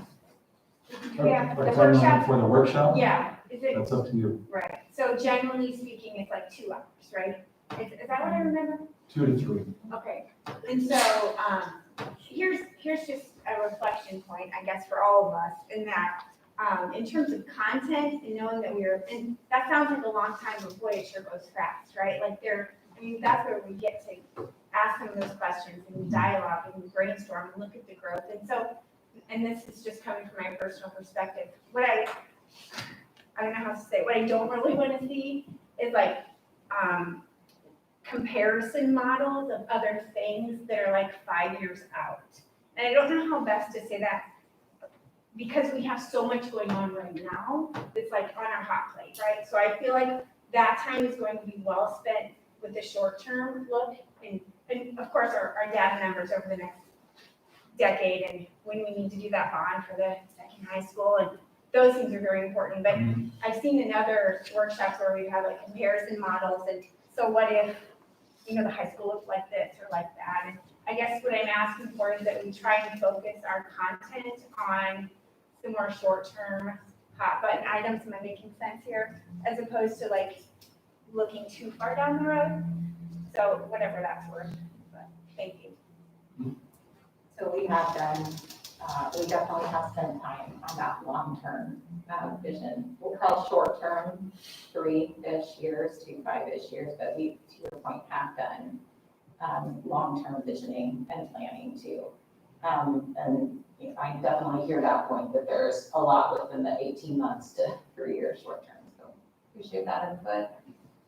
What other input from the board in terms of either these pieces that the superintendent has mentioned or others?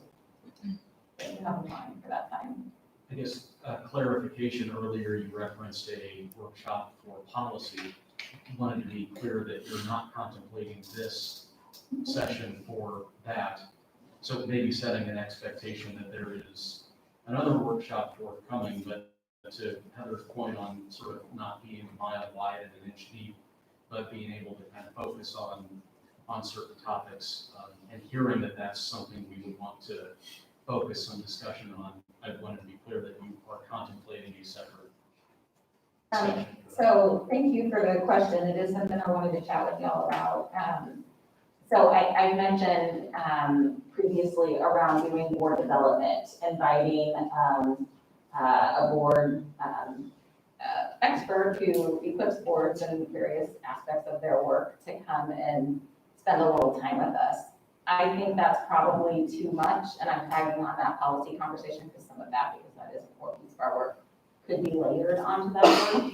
I do think that probably would be a bit much in June. I'm also very aware that there is a lot asked of this board right now in terms of time.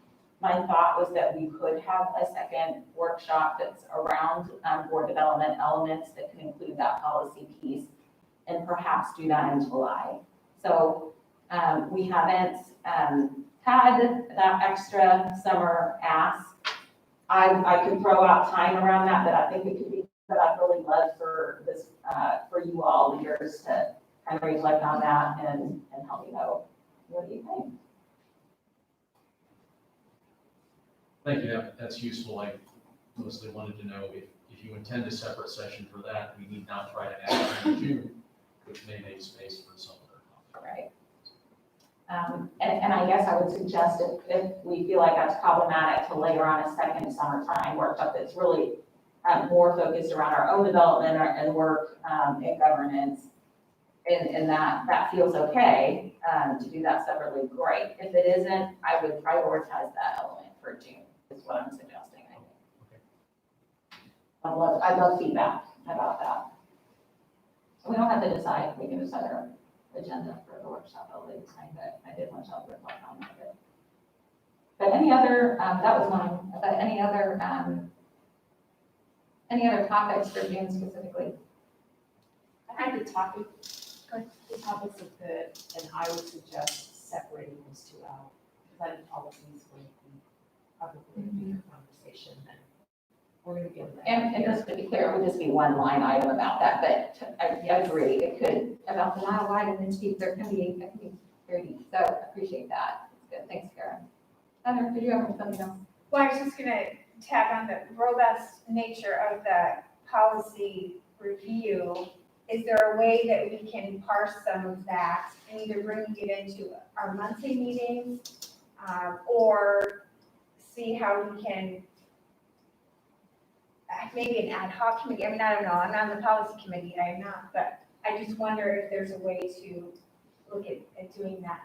Because it is a big chunk. It is, and I really appreciate that. So far, the advice we received from Mr. Luigi is to sort of get through all of them with suggested edits, adds, updates, deletions, there's some of that too, and kind of bring that at once. And we'll have 2 hearings, right? We have 2 hearings on our policy for review.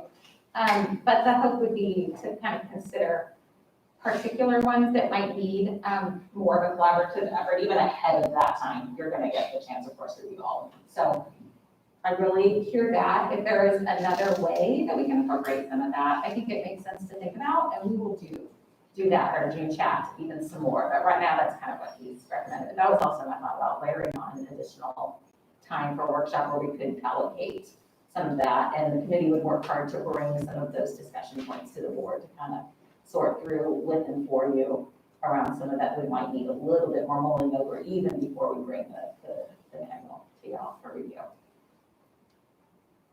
Good. Appreciate that feedback. Anything else?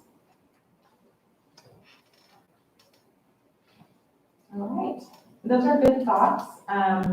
We'll keep the board updated on our plan for the June workshop. Do we have a day that we're thinking about around that yet? It would be June 14th. The next one. Probably already said that. And do let us know, board members, if that's a conflict for anyone.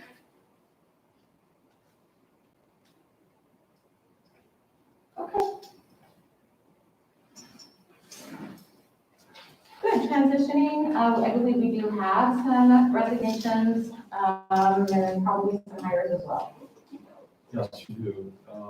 You do have resignations here. There's more than one and one. There's actually several.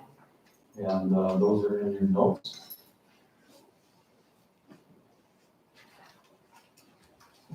And there is a potential motion for the board concerning these resignations.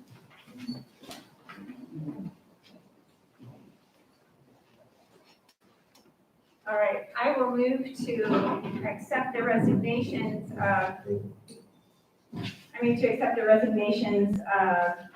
Connie Yoder, Carrie Barnes, Tracy Burton, Jen Hansen, Lisa Lokeman, Nancy Berganza, Alan Bird, Michelle Christensen, Diane Miller, Kaylee Vikia, from their assignments with regrets and great thanks for the years of service to the district. There's a motion by Heather, is there a second? A second. Motion by Heather, a second by Kara to accept the resignations of the aforementioned employees. Any questions or discussion from the board on this motion? Hearing none, Jody, please call the roll. Valerie, Yes. Allison, Yes. Tim, Yes. Mark, Yes. Kara, Yes. Heather, Yes. And the motion passes. And then I do see that we have a few hires as well.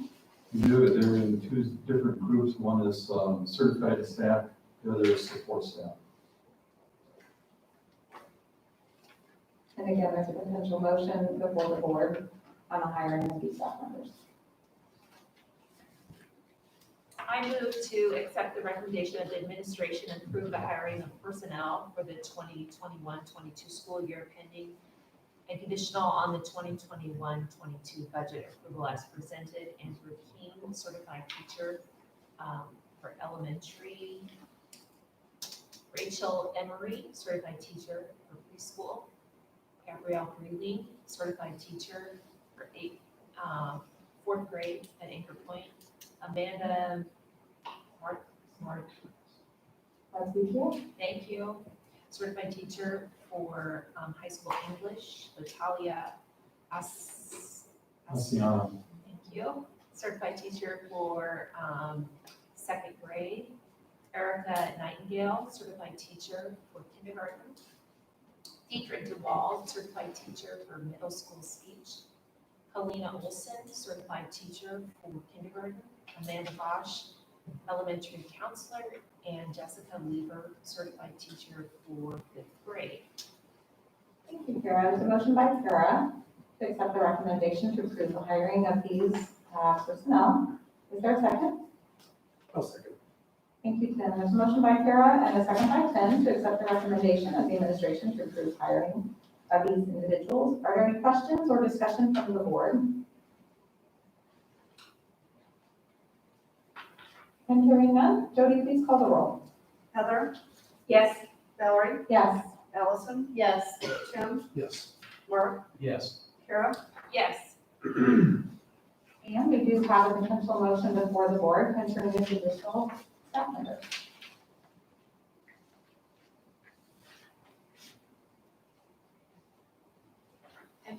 I move to accept the recommendation of the administration and approve the hiring of support staff personnel for the 2021-22 school year pending background checks as presented. Deandra Schneider for paraprofessional, Cheryl Underwood, special ed, transportation, paraprofessional, Carrie Williams, early childhood preschool paraprofessional, Jacob Culligan, high school early resource paraprofessional, Patricia Lamb, district resource para, and Angela Kinebaum, district resource para. Thank you, Kara. There's a motion by Kara. Is there a second? Yes, second. Heather. Thank you, Heather. There's a motion by Kara and a second by Heather to accept the recommendation of the administration to hire the support staff personnel as presented. Any questions or discussion from the board? Hearing none, Jody, please call the roll. Heather, Yes. Valerie, Yes. Allison, Yes. Tim, Yes. Mark, Yes. Kara, Yes. Thank you, and that motion also passes, and we welcome all of these new members of the Badger school community. Thank you for bringing your talents to us. We are excited to have you. And we do next have a plan to enter into executive session to discuss the superintendent's contract. There is a potential motion before the board. I move to go into, to have the board go into executive session at 8:12 PM for the purpose of strategy session with respect to the superintendent's contract, as an executive session is clearly necessary for the protection of public interest. Thank you, Mark. And a second by Heather. Motion by Mark and a second by Heather to go into executive session for the purpose of discussion of the superintendent's contract. Are there any questions from the board or discussion from the board concerning this motion? To note that there will be potential action following the executive session. Thank you. Jody, please call the roll. Kara, Yes. Heather, Yes. Valerie, Yes. Allison, Yes. Tim, Yes. Mark, Yes. Thank you, and the motion passes, and the board will meet for that executive session in the old boardroom, over there. And, we'll reconvene when out of session in this room. Thanks, everybody.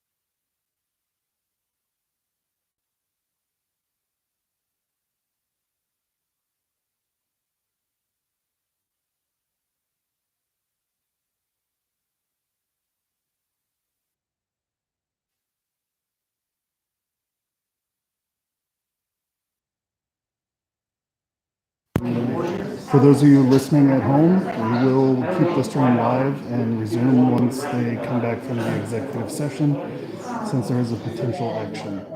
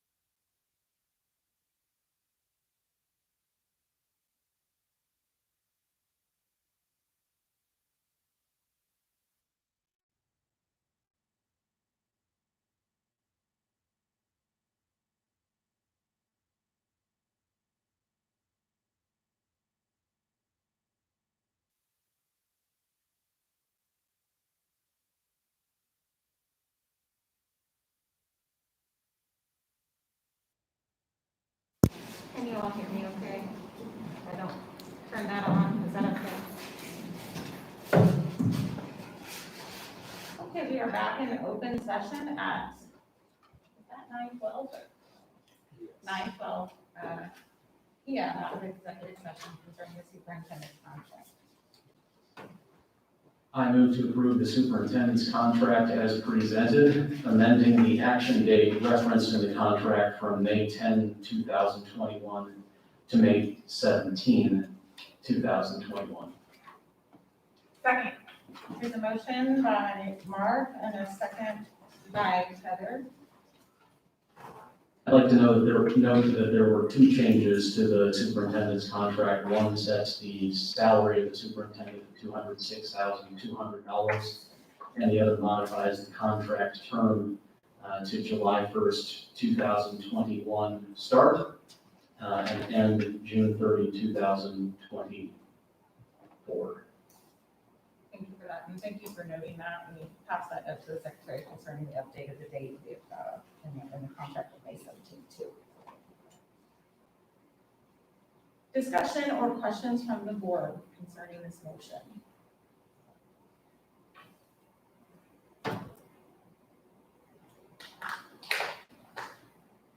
I would just say, I appreciate the thoughtfulness of the board concerning this contract.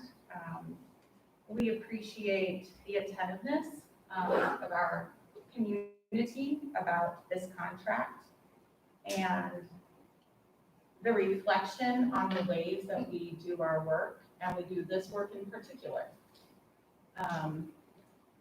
Because it sets a tone about the ways that we honor the talent and work of all of our employees. And we just invited several to come to work here, even just today. So we hear that, we appreciate, I appreciate this board and the input that everyone always has about each of these issues, and this one in particular. Are there any other input and thoughts from the board concerning this motion? With that, hearing none, Jody, please call the roll. Kara, Yes. Heather, Yes. Valerie, Yes. Allison, Yes. Tim, No. Mark, Yes. Thank you. That motion passes with the slight edits to that contract around the dates and such that we noted, Jody, as presented. We do have, again, on our agenda, the intent to go into executive session once again, and there is a potential motion before the board concerning that work. I move to have the board go into executive session at 9:15 for the purpose of the strategy session with respect to potential legal action, as an executive session is clearly necessary for the protection of the public interest. There's a motion by Mark. Is there a second? Second. A second by Allison. Any discussion or input from the board on this motion? Hearing none, Jody, please call the roll. Kara, Yes. Heather, Yes. Valerie, Yes. Allison, Yes. Tim, Yes. Mark, Yes. And with that, we will once again convene for executive closed session in the old boardroom over there, the 916, and we will come back into this room to convene an open session after we are done. I do not believe we have expected action. We do not. Thank you.